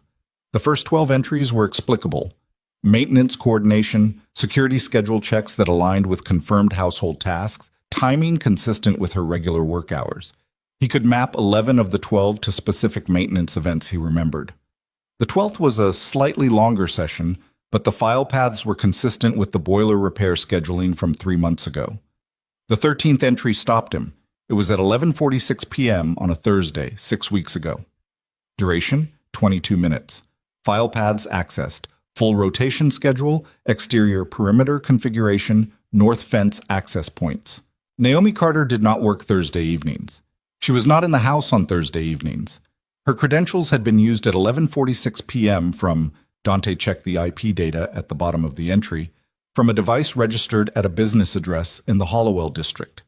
Not from the estate, not from her apartment on Clement Street, from the Hollowell district, where Vincent Orsini's currency exchange operation had been running for 2 years. He read entry 14. Entry 15. 3 more sessions, all after hours, all from the same IP origin, all accessing progressively deeper levels of the facility's operational structure. He set the tablet down. He sat at his desk in the pre-dawn quiet of his study and looked at the wall. He thought about 17 login instances. He thought about the fact that she could have been compromised, her credentials taken, cloned, used without her knowledge. He thought about the fact that there was an explanation that did not require her to be what the log was suggesting, and that the explanation was possible, was plausible, was the version he wanted to be true, with a force that he was aware was not operational and was not rational. He thought about the green coat, about the graze on his knuckles and her hands cleaning it without being asked, about come back. He thought about the fact that Vincent Orsini was a patient man who did not move fast and did not move direct, and who had just demonstrated tonight that he had understood the geometry of Dante Vescari's emotional life better than Dante had engineered an operation around it, had used it as a weapon, had spent 8 months building a path through the one person in Dante's world who was supposed to be outside of all of this. He picked the tablet back up. At the bottom of entry 13, the first after-hours session, the one from the Hollowell IP, there was a note in the system's automatic flagging protocol. He hadn't noticed it on the first read. A small indicator, auto-generated, that the session had been initiated with a valid credential, but that the device fingerprint did not match any registered device in Naomi Carter's access profile. Unknown device. He read it 3 times. Unknown device. Valid credential. Different location. Someone had her password. Someone had accessed the system using her login from a location connected to Orsini's operation. The question that had been sitting in his chest like a stone, the question he had not been able to look at directly, fractured along a new line. Not, was she the breach? But, how did they get her credentials? And underneath that, the question with the sharpest edge, did she give them willingly, or did someone take them? He was on his feet before the thought was complete. He was looking for his jacket before he remembered he was still wearing it. He needed to get back to Clement Street. He needed to look at her face and ask the question directly, without the operational frame, without the managed distance, and watch her answer it because he had spent 3 years learning to read her. And if anyone in the world could tell the difference between a lie she was telling and the truth she was protecting, it was him. He was halfway to the door when Reuben appeared in it. Reuben's face had the expression it never had, the expression Reuben reserved for news that had no good framing and could not be packaged into anything manageable. What? Dante said. Naomi Carter left her apartment at 4:37 a.m., Reuben said. On foot, north on Clement, then east. She was followed for 2 blocks before our post personnel lost visual in the underpass on Morrison. A pause that lasted 1 second too long. They regained visual at the other end. She was not there. Dante stood in the doorway. Where did she go? He said. We don't know. The devices, her phone, goes to voicemail. It's either off or Reuben stopped. Or it's not with her anymore. The study was very quiet. Outside, the first gray of pre-dawn was coming into the estate grounds, the sky lightening to the specific color of a day that had not decided yet what it was going to be. 4:37, Dante said. Yes. 20 minutes after the car had pulled away from Clement Street. 20 minutes after he'd left her sitting at the kitchen table saying, "Come back." He stood in the doorway of his study with the cracked rib and the access log on the desk behind him, and the particular cold of a man who has just watched two calculations, the one that said she was used and the one that said she used you, collapse into each other in a way he could not resolve from here, could not resolve without her in front of him, and who had just lost the ability to find her. "Get every contact we have on the street," he said. His voice was the voice he used in rooms with no windows, stripped of everything that was not functional. Every surveillance point between Clement and the Morrison underpass. I want footage of every camera in that grid from 4 a.m. on. He paused. And I want to know, within the hour, if Vincent Orsini had any personnel in the Clement Street area tonight. Reuben was already moving. Dante walked back to the desk, picked up the tablet, looked at entry 13 one more time, the 1146 session, the unknown device, the Hollowell IP, and underneath all of the operational weight of what the next hour required, the next day required, the question that had been sitting in his chest since Reuben had said her name in the facility parking lot was doing something new. It was not asking whether she was guilty. It was asking whether she was safe. And the answer to that question was somewhere in the dark between the Morrison underpass and a city that had just swallowed her whole, and Dante Vescari, who had run this organization for 15 years without once losing something he had decided to keep, had no idea where to look. The footage from the Morrison underpass came in at 5:22 a.m. Reuben pulled it on the operations room screen and Dante stood behind him and watched 47 seconds of low-resolution camera feed from the City Transit Authority's the underpass monitoring system.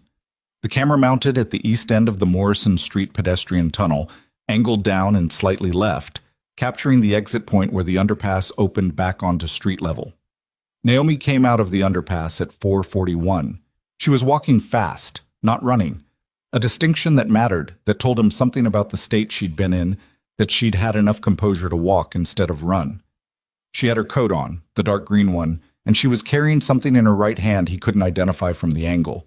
She turned north at the underpass exit without hesitating, which meant she'd known where she was going before she got there. She had not been followed out of the underpass. He watched the feed 3 more seconds to confirm it. Nobody came out behind her. "North on Morrison," Dante said. "We're pulling the next camera block." Reuben's fingers on the keyboard were fast and certain. "Morrison runs north for 6 blocks before it intersects with the Callaway grid. If she stayed on foot—" "She didn't stay on foot." Dante pointed at the freeze frame, Naomi's right hand, the object he couldn't identify. "That's a phone, different phone, not her regular one." Reuben looked again.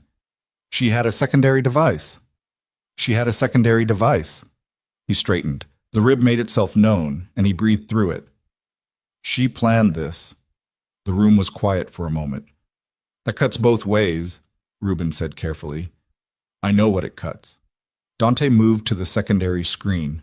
"Pull every rideshare dispatch record in the Morrison grid between 4:30 and 5 a.m. Flag any pickup on the north end.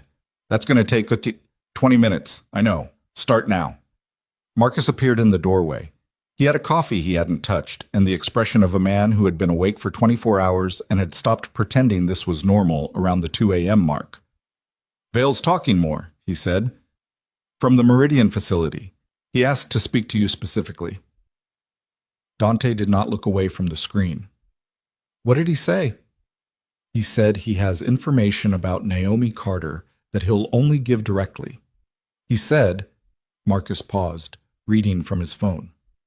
"He said you're looking for her in the wrong direction." Dante turned around. Marcus held up the phone so Dante could see the transcription. "Tell Viscari he's looking for her in the wrong direction. Tell him to ask who recruited her before he did." The operations room was completely still. Who recruited her before he did? Dante stood in the center of the room and felt the sentence rearrange the furniture in his head.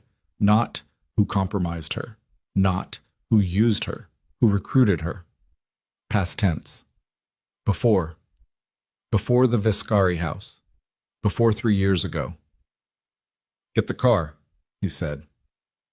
The Meridian facility was a converted industrial space in the port-adjacent district, not the main facility that Orsini's people had tried to take, but a secondary location that existed in no organizational paperwork, and that was used for the specific category of conversation that required both privacy and duration. Dante had been here twice before in 9 years. Both times had been conclusive. He arrived at 5:51 and went directly to the room where Vale was being held. Vale looked like a man who had been sitting in a chair for 6 hours, which he had been. His jacket was gone. His shirt was open at the collar. The careful presentation of the man from the restaurant, the architect, the plausible face, had worn through to something underneath that was smaller and more tired, and Dante noted genuinely frightened. Good. Frightened people said accurate things. Dante sat down across from him without preamble. He did not speak immediately. He let the silence do what silence did in rooms like this, which was accumulate, and he watched Vale manage his breathing and not quite succeed, and he waited. You came yourself, Vale said. You asked for me specifically. I didn't think you'd actually come. Tonight. He looked at Dante's jacket, the scuff, the way Dante was holding his left side without appearing to. You went to the facility. What did you mean? Dante said. Who recruited her before I did? Vale looked at the table, then back up. He was doing the calculation. Dante could see it, the specific arithmetic of a man deciding how much what he knew was worth and what currency he wanted to be paid in. Immunity, Vale said. No. Then I want... You are in a room in a building that does not exist, Dante said, and you poisoned a woman's water glass tonight, and you have approximately 3 minutes before I stop being interested in what you have to say and start being interested in other things. He held Vale's gaze. Talk. Vale's jaw tightened. He looked at the table again. Something moved across his face that was not calculation anymore. It was the thing underneath calculation, the thing that was there when the math stopped working.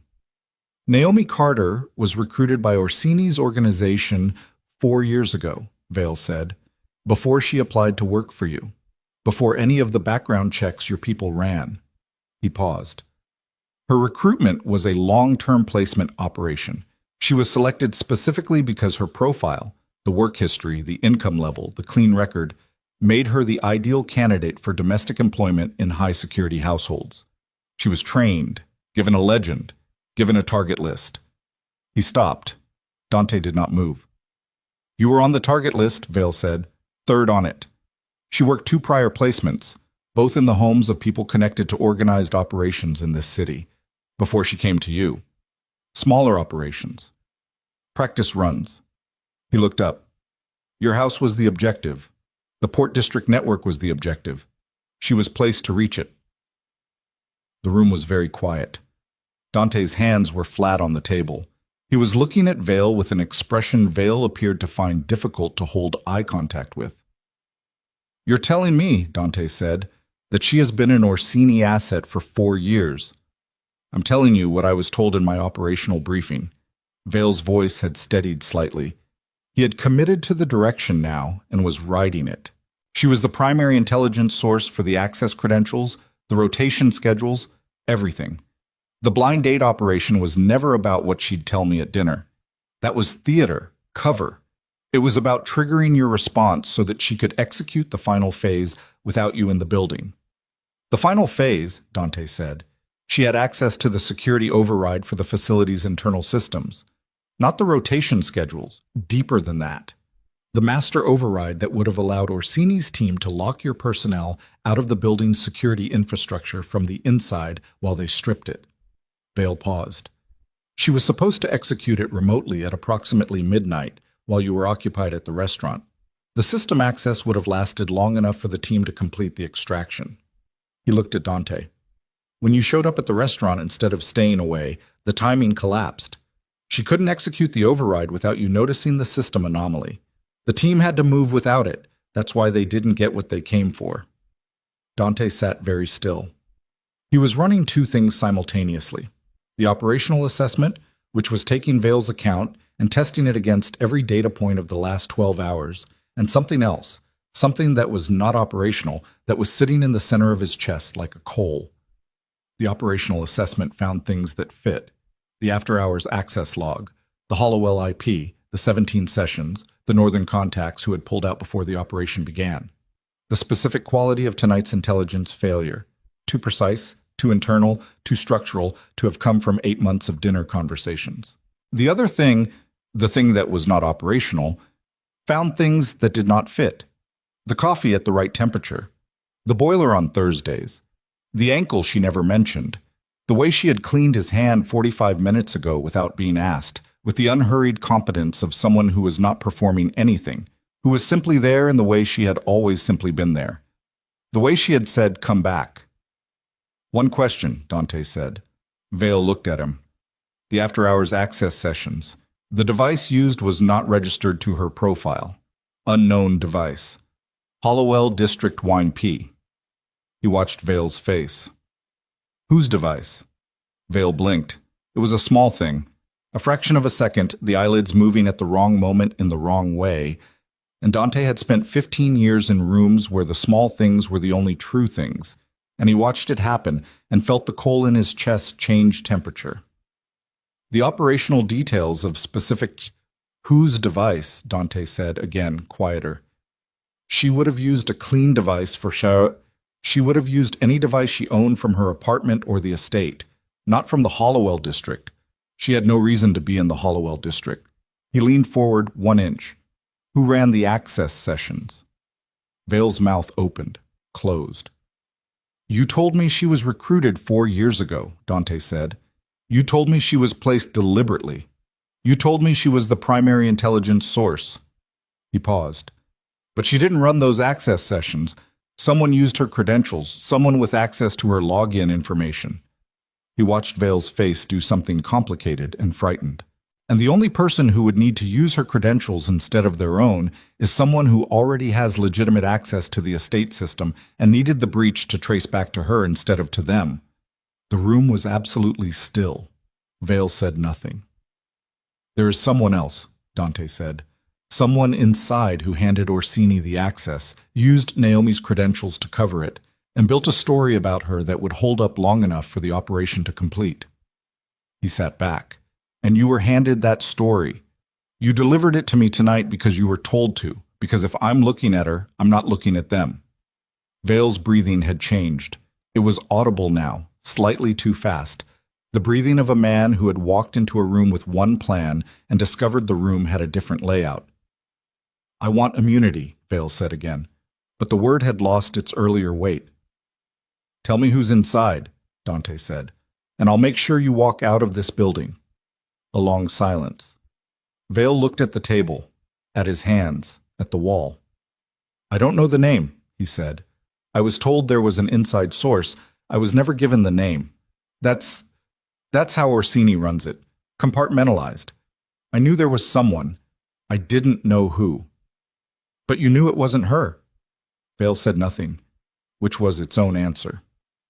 Dante stood up. He stood with his hand at his side and looked at Adrian Vale and felt the coal in his chest burn at a temperature that had no useful output, that was not anger and was not relief and was not the clean, simple version of either. He went to the door. Viscari. Vale's voice behind him was smaller than it had been all night. She left her apartment at 4:30 this morning. Where do you think she went? Dante stopped with his hand on the door. If she knew someone was going to put this on her, Vale said, if she figured it out, she wouldn't run from you. She'd run toward what she could prove. A pause. That's the kind of person she is, isn't it? Dante pushed through the door. The drive back to the estate was 7 minutes. He was on the phone for 6 of them. The inside source, he said to Ruben. Someone with legitimate estate system access who's been using Naomi's credentials to cover the sessions. I need you to pull the administrator log, not the user access log, the administrator log that tracks who modifies the access records. If someone added her credentials to after-hours sessions retroactively, there'll be a trace. Reuben was quiet for a moment. That log is... I know where it is. Pull it. It's going to take 30 minutes to, 20. I need it in 20. He paused. And I need you to run something else. 4 years back, before Naomi was hired. Who recommended her application? Who flagged her profile for consideration? Another pause. Dante. That was before my time on the estate security team. I know who was running estate security 4 years ago. Silence on the line. Then, carefully, Gerard Foss.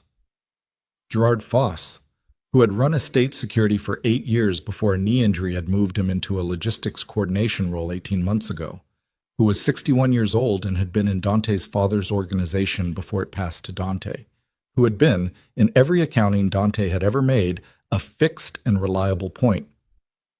Where is Foss right now? Dante said. He's on the logistics rotation. He should be at the northern distribution hub, but with the routes going dark tonight, I'd need to... The sound of typing, a pause that lasted too long. He's not at the hub. He signed out at 11 p.m. last night. Personal time. Approved. Another pause. His vehicle tracker shows the car parked on Callaway Street. Callaway Street. North on Morrison, 6 blocks, intersects with the Callaway grid. The direction Naomi had walked after the Morrison underpass. Dante ended the call. He was out of the car before it fully stopped in the estate drive. He went through the front entrance and directly to the East Wing study and pulled the secondary safe behind the bookcase, the one that was not on any estate inventory and that contained the things that did not belong in inventories, and took out what he needed and was back in a car in 4 minutes. Callaway Street, he told the driver. Callaway Street was a commercial residential mixed block in the district north of Morrison, the kind of street that had been industrial 30 years ago and had been converted piece by piece into live workspaces and small businesses, and the occasional remaining warehouse that hadn't yet been absorbed. At 6:20 a.m. it was largely empty, the early light coming in gray and thin off the harbor, a few delivery vehicles, a woman walking a dog on the far end. Gerard Foss's car was parked outside a building 2/3 of the way down the block. A converted warehouse, 4 stories, the kind of building that had been renovated to have the exterior suggestion of renovation without the interior follow-through. New windows on the street face, the loading dock sealed over, but the bones of the old structure visible in the roofline. Dante had Marcus and 2 others with him. He left them at the car and went to the building entrance alone. The door was not locked. That was the first thing. He went in. The ground floor was open plan, gutted, in the process of a renovation that had stalled, exposed beams and concrete, and the smell of old industrial space and something more recent, coffee, the particular sharp smell of a cheap coffee maker that had been running for hours, construction materials stacked along the east wall, a folding table in the center with a laptop and 2 phones and a coffee maker that was still on, the red light burning in the early morning dim, nobody on the ground floor. A staircase along the north wall, metal, open-backed, the kind that rang when you stepped on it. He did not step on it. He went to the base of it and listened. Voices. Above. 2 of them. He could not make out the words, but he could make out the quality. One controlled, one not. The controlled one was familiar in a way that took his mind 3 seconds to place, because the context was wrong. The building was wrong, the 6 a.m. was wrong, and his mind was running on 24 hours of no sleep and a cracked rib, and the specific altered state of a man who has spent the last hour reconstructing a story he thought he knew. He went up the stairs. The second floor was partitioned, rough drywall dividing the open space into sections. One section had light coming under the door. The voices were clearer now. Naomi's voice. Doesn't change what I found. The session logs, Gerard, 11:46 p.m., Hollowell IP. My credentials. You want to tell me how my login ended up on a device in the Hollowell district at midnight when I was home asleep? A pause. Then the other voice. And Dante stood outside the door and felt the geometry of the last 12 hours complete itself with the specific cold finality of a structure that has been there all along and has just become visible. Gerard Foss. You're smarter than I thought you were. I've been smart the whole time, Naomi said. You all just decided I wasn't. Dante opened the door. The room was lit by two construction lights on stands. Harsh, white, the kind of light that showed everything. Naomi was standing near the window, her back to the glass, the secondary phone in her hand and something else, a printed document, pages folded back. She was wearing the green coat, and she looked like a woman who had been awake all night and had decided that was acceptable because the thing she was doing required it. Gerard Foss was across the room. 61 years old, the knee that had moved him off security work, a face Dante had known for more than a decade. He was standing near the far wall, and he had the expression of a man who has been caught in the middle of deciding how the next 4 minutes were going to go. Naomi saw Dante first. Something moved across her face. Relief, then anger, then something more complicated that resolved into a particular steadiness. She didn't move toward him. Foss saw him a half-second later and went very still. Dante, Foss said. The room was completely quiet. Dante looked at him, looked at Naomi, her face, her hands, the document she was holding, and looked back at Foss, and the question he'd been carrying since the Meridian facility finished assembling in his head with the quiet conclusiveness of a locked door. How long? Dante said. Foss said nothing. How long, Gerard? Foss looked at the floor, then up. He had the expression of a man who has run the calculation and arrived at the end of the column and found it was not a number that worked for him. 3 years, he said. A little more. The construction lights burned in the silence. You placed her, Dante said. I flagged the application, yes. As an Orsini asset. As a... Foss stopped. Something moved across his face. No, that's not... He stopped again, and whatever composure he'd been managing did something complicated. She's not. She never was. I never put her in the house as an asset. Dante waited. I flagged the application because Orsini asked me to facilitate an introduction, Foss said, into your household. Through legitimate hiring. He had a candidate. He said the woman was clean, no direct organizational connection. She'd been identified as a viable placement for long-term access. I was supposed to flag the application and let the hire go through naturally. He paused. I didn't plant her. I just didn't stop her application from advancing. You let Orsini put someone in my house. He told me she wouldn't be activated. She was a contingency, a long-term option in case other approaches failed. Foss's voice had the hollow quality of a man reciting something he has not yet fully owned. She wasn't supposed to be used. She was insurance. And when Orsini decided to activate the insurance, I didn't know he was moving until 4 months ago. When I found out the timeline, He stopped. You started running access sessions under her credentials, Naomi said. Her voice was flat and cold and entirely controlled. To give Orsini what he needed without activating me. Because if you gave it to him directly, it would trace back to you. But if you used my login, it would trace back to the housekeeper. She paused. And when the operation went public tonight, I'd take the fall. And you'd be standing right here where you're standing now, looking sad about it. Foss looked at her. The expression on his face was not the expression of a man who was denying this. It was the expression of a man who had been living with something for 3 years and had stopped looking at it directly and was now being made to look at it in construction light at 6 in the morning. I didn't know about the poison, he said, quietly. No, Naomi said. You just provided the access that made everything else possible. Her voice didn't rise. That was worse than if it had.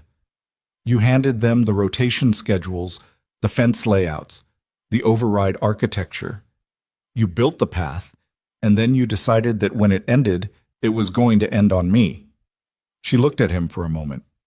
I've been working in that house for 3 years. I made his coffee. I fixed his boiler. I stayed late when the dinner service needed it, and I never asked for anything extra, and I never gave anyone anything they shouldn't have. She stopped. And you were going to let them put that on me? Foss looked at the floor. The document, Dante said to Naomi, not looking away from Foss. She held it up. Access logs from the administrator level, the ones that show who modified the user records. whose hands actually touched the entries that put my credentials on those after-hours sessions. She paused. I've been in the estate management system for 3 years. I know where the administrator logs are. I know they're not in the same directory as the user logs. She looked at Dante directly for the first time since he'd come into the room. I went looking when I figured out that someone had used my login. I found the modification records. They traced to a single administrator credential. She folded the document back. His. The room held the information for a moment. Dante looked at Gerard Foss. He looked at the man who had been in his father's organization, who had run estate security for 8 years, who had been a fixed and reliable point in every accounting Dante had ever made, and he felt the specific weight of a betrayal that had been intimate and long and conducted with the patience of someone who understood that the best place to hide a thing was next to something you trusted. "Where's Orsini?" Dante said. Foss's head came up. "Tonight's operation failed. Vale is detained. Your inside access is about to be closed." Dante took one step toward him. Orsini knows his timeline is gone. He'll be moving to cut his losses, and that means cutting the people who can connect him to tonight's operation. He paused. "Which means you have about 4 hours before someone from his organization comes to make sure you can't testify to anything." He paused again. "Where is he?" Foss was looking at him with the expression of a man doing arithmetic. "The Callaway building," Foss said. "Not this one. 2 blocks east. He has a secondary operations point he uses when the main network is compromised." He swallowed. "He'll be there through morning. He'll want to hear how the operation concluded before he moves." Dante held his gaze for 3 more seconds. Then he turned to Naomi. She was already looking at him. The coat, the secondary phone, the document in her hands, the graze on her forearm from the restaurant, visible where her sleeve had pushed up. "You figured it out tonight," he said. "I figured out someone had used my login at 11:43 when you were sitting at my kitchen table. You left and I thought about who had access to my credentials and why they'd need to use mine instead of their own." She paused. "It took me about 40 minutes to get into the admin log from my laptop and find the modification records. I was out of the apartment by 4:30. You came here. He lives 2 blocks from this building. I needed to look at his face when I asked him." She glanced at Foss briefly. "I got what I needed. You should have called me. I didn't have your number on the secondary phone." A pause. "And I wasn't sure at 4:30, I wasn't sure what you were thinking about me. The access logs without the admin layer look like they come from me. I didn't know if you'd already seen them." She met his eyes. "I didn't know if you'd looked at those logs and decided you already had your answer." The construction lights hummed. "I almost did," he said. She nodded. She looked like she'd expected that, like she'd made peace with it on the walk from Clement Street, had held it up, had decided to find the evidence anyway, regardless of what he concluded. "I know," she said. From outside the building, a sound, a vehicle, then another. Then the specific quality of multiple vehicles, not passing but stopping, which was a different sound, a sound Dante's body recognized before his mind finished processing it. The sound of an arrival that was organized and deliberate, and that had chosen 6:20 a.m. for the same reason organized arrivals always chose the early morning, because the target was tired and the city was empty and the math of resistance looked worst just before dawn. Ruben's voice in the earpiece. "Dante. 2 vehicles on Callaway, stopped outside the warehouse. 4 personnel visible, more likely inside the vehicles. They came from the east." A pause with a specific quality. "They came from the direction of the Callaway operations point." Orsini hadn't waited for morning. Orsini had been monitoring Foss, had seen the car, had known where the liability was, and had sent the solution before the sun came up. Dante looked at Naomi. She had heard enough of the earpiece to understand the shape of it. Her face was doing the thing, the systematic reading, the refusal to be undone by what she was reading. And her hands were still, the document pressed flat between her palms. "Back staircase," Foss said from across the room. His voice was stripped now, no arithmetic left in it. "There's a back staircase on the west end, loading exit at the base. Opens onto the service alley." Dante looked at him. "I'm not going out the front," Foss said. "I'm not. They're here for me." He looked at his hands. I know they're here for me. Then you're going to help us get out, Dante said. And when this is done, you're going to sit across from every lawyer and law enforcement contact I have and say every word of what you just said in this room. He paused. That is the only option on the table. Foss looked at him for a long moment. Then he nodded. Outside, the sound of a door. Then footsteps on the ground floor. Not trying to be quiet, which was its own message. The message of people who had assessed the resistance and found it acceptable. Dante crossed the room to Naomi in 3 steps. He took the document from her hands and put it inside his jacket. She let him. She was watching his face with the systematic look, and he held her gaze for 1 second.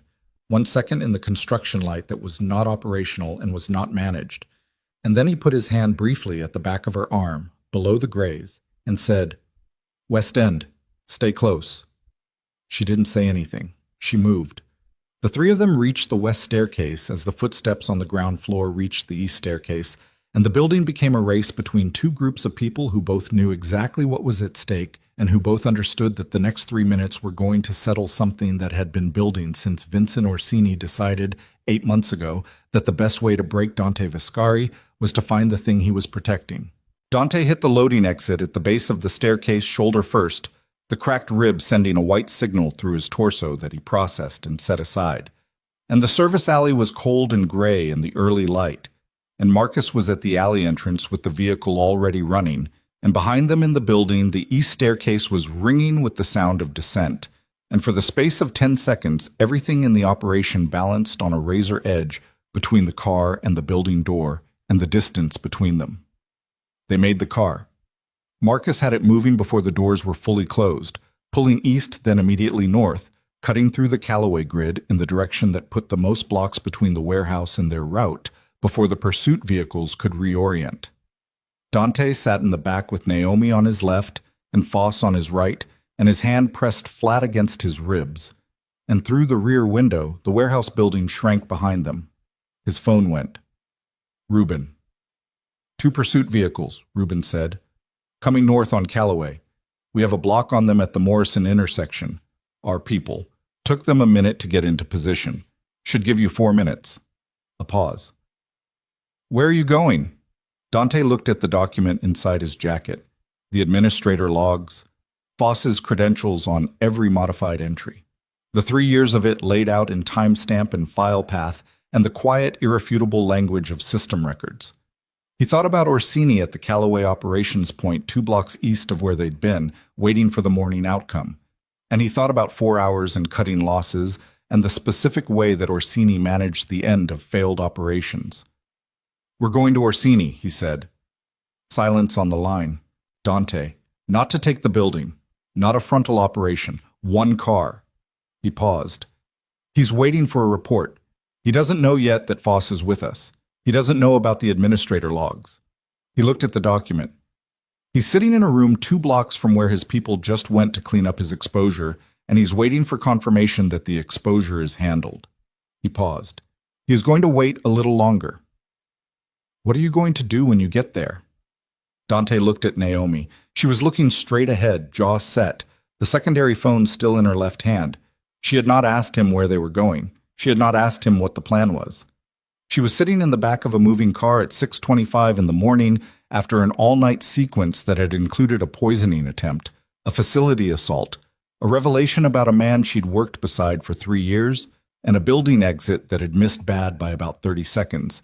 And she was sitting with the precise, contained steadiness of someone who had decided, somewhere in the middle of all of it, that she was not going to be undone by any single piece of it. He had spent 3 years watching her move through his house. He had thought he knew what she was made of. He was revising upward. I'm going to finish it, he said into the phone. Marcus was already turning east on Morrison. The harbor district opened up ahead, the early light coming gray and cold off the water. The Callaway operations building 2 blocks away and growing in the windshield, and in the back of the car, Vincent Orsini's single greatest miscalculation sat between a man who had spent 15 years building something and a woman he had spent 3 years hiding behind the professional distance of a house and a job title, and a careful managed silence that had just, definitively and permanently, The Callaway Operations Building was quieter than it should have been. That was the first thing Dante registered when Marcus stopped the car half a block east and killed the engine. The specific absence of movement around a building that should have had personnel on its exterior, watching for the report from the warehouse 2 blocks west. No one on the door, no vehicle rotation. The roll-down security gate on the ground floor was 3/4 closed, which was neither open for business nor sealed for lockdown, and that particular in-between was the tell of a place that had received bad news and had not yet decided what to do with it. Orsini knew the warehouse had failed. "He's going to run," Naomi said quietly. Dante was already moving. He went in through the ground floor gap under the security gate, low, fast, the rib registering the objection and being overruled, and the interior was a single open commercial space, gutted like the warehouse, the kind of temporary infrastructure that could be stripped in 40 minutes and leave no organizational trace. 2 folding tables, a bank of monitors, half of them dark. A man near the back wall who saw Dante and made a decision that was wrong and was dealt with in the space of 4 seconds by the time Marcus came through the gate behind him. The staircase was metal, open, center of the space. Dante went up it without slowing. The second floor was a single room with 1 window facing west, toward the warehouse, toward the direction the bad news had come from. And Vincent Orsini was standing at that window with his back to the room and his hands clasped behind him, and the particular stillness of a man who has heard everything and is deciding what the next version of his life looks like. He was 63 years old, shorter than most people expected from the reputation. Gray at the temples, the rest of it still dark. He turned when Dante came through the door, and his face did not show surprise, which was its own kind of answer.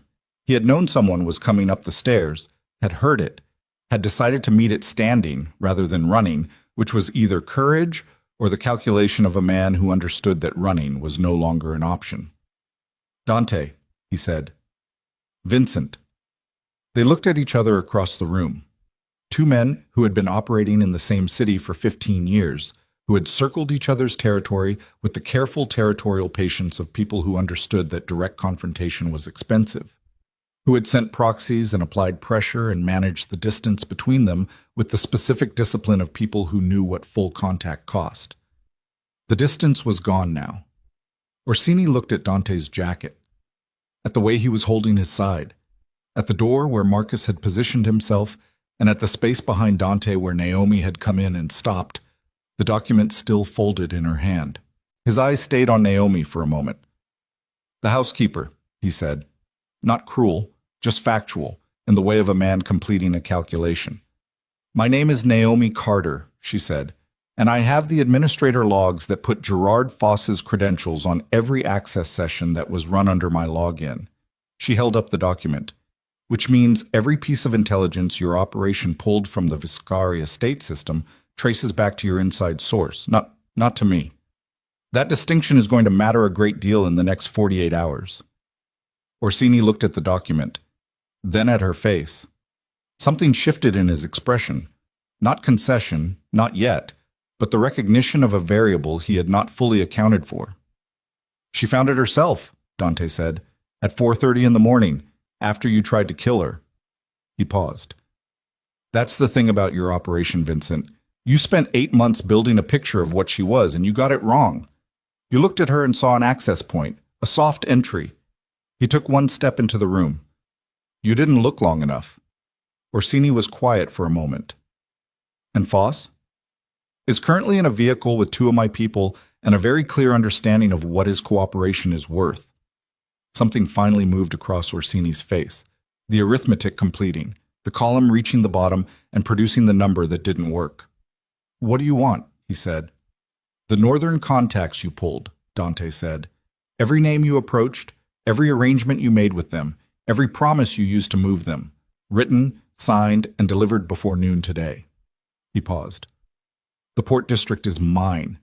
Every route, every infrastructure, every access point your operation touched in the last 8 months gets walked back, in writing, with your signature on the document establishing that any future interference in the Viscari network's operations constitutes a breach of a voluntary agreement."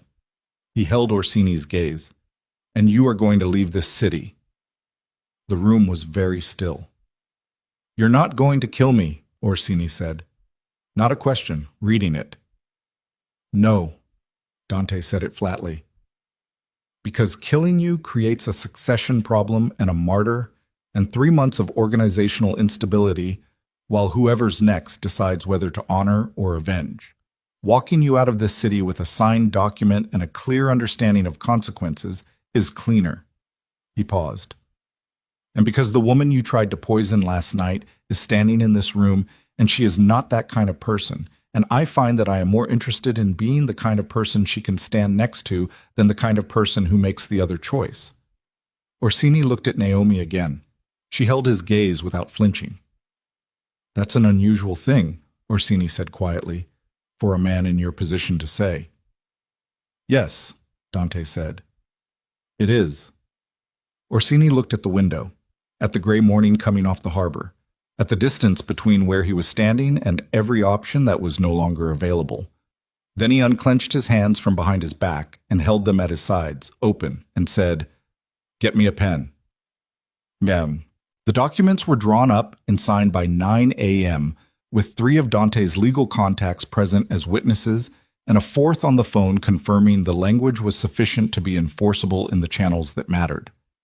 Orsini signed each page without reading them, which was the behavior of a man who understood the reading was beside the point. Foss's deposition took 2 hours and was recorded, witnessed, and filed with the same contacts. By early afternoon, 2 of the 3 northern distributors who'd broken contact overnight had re-engaged. The 3rd sent a representative. It was a start. Gerard Foss left the city 4 days later under an arrangement that involved a great deal of legal documentation and the complete forfeiture of every material asset he'd accumulated in 31 years of organizational service. He did not contest any of it.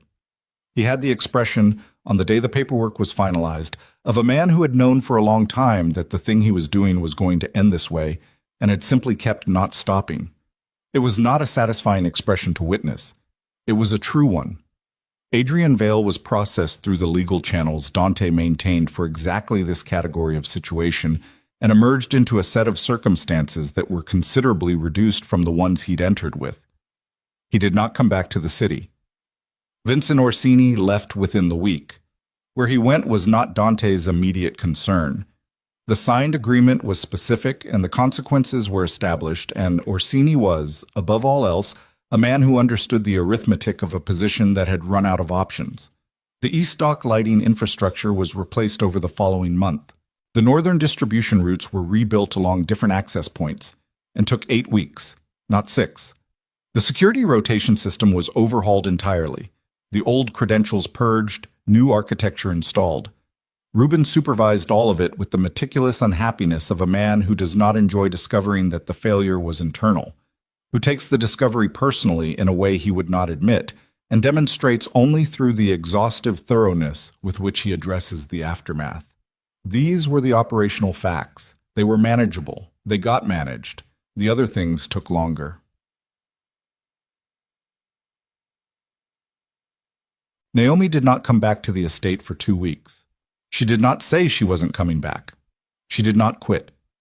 She went home to the Clement Street apartment and she slept for 14 hours, which she needed, and then she spent several days doing ordinary things. The laundry, the groceries, a long walk along the harbor, on a day when the weather was cold and the water was flat and gray, and she needed to be somewhere with a lot of visible distance. She called Kara and told her what she could tell her, and listened to Kara be frightened and relieved, and then angry on her behalf, which was what Kara did, and which was, in its familiar way, grounding. She did not talk to Dante. He did not call, which she had not specifically asked for, but which she recognized as him doing the thing she'd told him to do 3 years too late, waiting, this time, for her to decide. On the 15th day, she went back. She arrived at 7 a.m., the way she always had. Let herself in with her key. Started the coffee. The house was the same and different in the way of a place where something has happened. Not changed materially, but altered in the way of an atmosphere, the way a room feels after it has contained something significant. She heard him on the stairs, and then he was in the kitchen doorway, and they looked at each other across the ordinary morning space of it. He looked like he'd been sleeping badly. The rib had healed enough that he wasn't holding his side anymore, but she could see the residue of it in the way he stood, the slight adjustment. He was wearing the same kind of jacket he always wore, and his face was the face she knew. The controlled surface with the thing behind it that she had spent 3 years pretending she wasn't reading. She turned back to the coffee. "The boiler's going to need looking at before winter sets in properly," she said. "I'll schedule it for Thursday." A pause. "All right." She poured the coffee, brought it to the table where he had already sat. She stood on her side, and he sat on his, and the steam came off the cup between them. "I'm not the same kind of employee I was," she said. "No," he said. "You're not. I'll need a different arrangement, different terms." She met his eyes. "Not because of last month, because I've been here 3 years, and it was time anyway, and we both knew it, and neither of us said it." "Yes," he said. "I'm going to need you to be someone who says things," she said. "The things that should be said at 3:30 in the afternoon before I walk into a restaurant. The things that should have been said a long time before that." She held his gaze. "I understand why you didn't. I'm not asking you to have been different than you were. I'm telling you what's required now." He was quiet for a moment, then, "I know. Do you?" "I'm trying," he said. "That's not nothing." She looked at him, at the controlled surface and the thing behind it that was not, this morning, quite as controlled as usual. At the man who had run across a restaurant floor because her hand was reaching for a glass and who had sat in a car outside her building for a while before coming up, and who had come back to her apartment with a cracked rib and 20 men in his facility because he had decided that some things were more important than the operational calculation. "No," she said. "It's not nothing." She sat down. They drank the coffee. The morning came in through the east wing windows the way it always had, the light moving across the floor in the unhurried way of light that does not know anything has changed and would not adjust its behavior if it did. 4 months later, on a Saturday evening in early spring, Naomi Carter stood beside Dante Vescari at the entrance of the Harmon Hall Charity Gala, and the city's version of polite society looked at them and arranged its face into various expressions of careful neutrality that communicated everything it was deciding not to say out loud. She was not wearing the green coat. She was wearing something that she had chosen herself, on her own time, with her own money, which was a distinction that mattered to her and that she had not explained to anyone because it did not require explanation. She was not on his arm in the way of an accessory or a statement. She was standing next to him in the way of a person who has decided where they stand and is comfortable with the decision. He had asked her, the week before, if she wanted to come, not as his housekeeper, not in any professional capacity. She had thought about it for a day. Then she had said yes.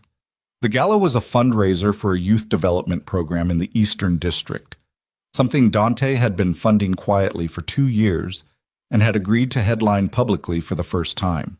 This was also a change. Not dramatic, not announced, just a shift in the direction of something that had been moving by degrees since a November night when several things had become impossible to manage from a distance. Ruben was somewhere in the room doing what Ruben did at events like this, which was stand near the perimeter and look like someone's quiet business associate. Marcus was at a table near the stage.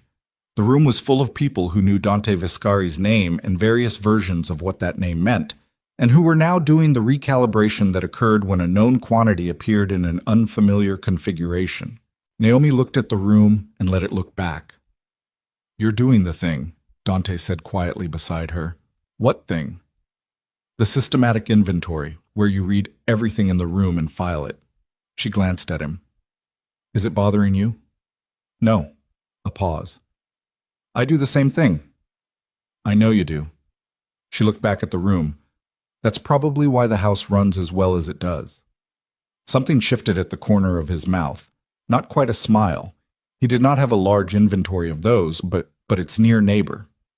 The version of it she had seen occasionally in the 3 years and more recently with more frequency, which she chose not to comment on because some things were better left unexamined.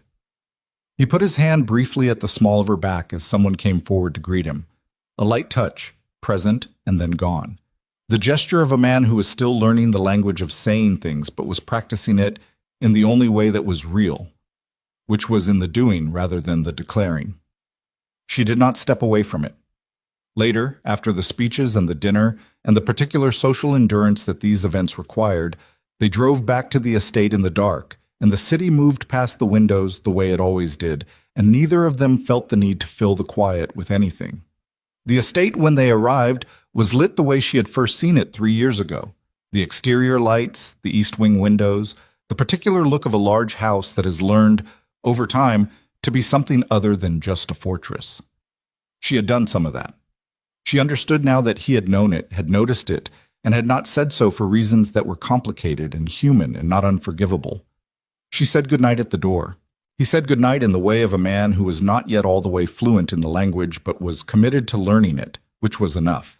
It was, she had decided, enough to begin with. She drove home to Clement Street and let herself into the apartment and made tea she didn't need and sat at the kitchen table with the chip-rimmed mug and the ordinary quiet of the place that was hers. The city was out there the same as it had always been, loud and indifferent, and full of the lives of people who did not know about poisoned glasses and November restaurants and the specific geometry of a man who had built a wall around the only uncomplicated thing in his life and called the wall professional. She sat with the tea. She was not the same woman who had left this apartment in a green coat 4 months ago, nervous on a sidewalk outside a hotel, reaching for something ordinary. She was not the same woman who had cleaned someone's house for 3 years and filed everything about it in a place she refused to look.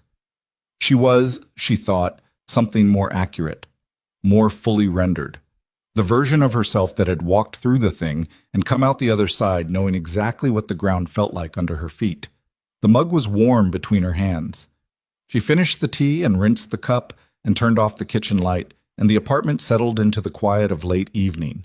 And outside the city went on the way cities do, without pause, without acknowledgement, without any interest in the small and significant ways that people become finally what they actually are.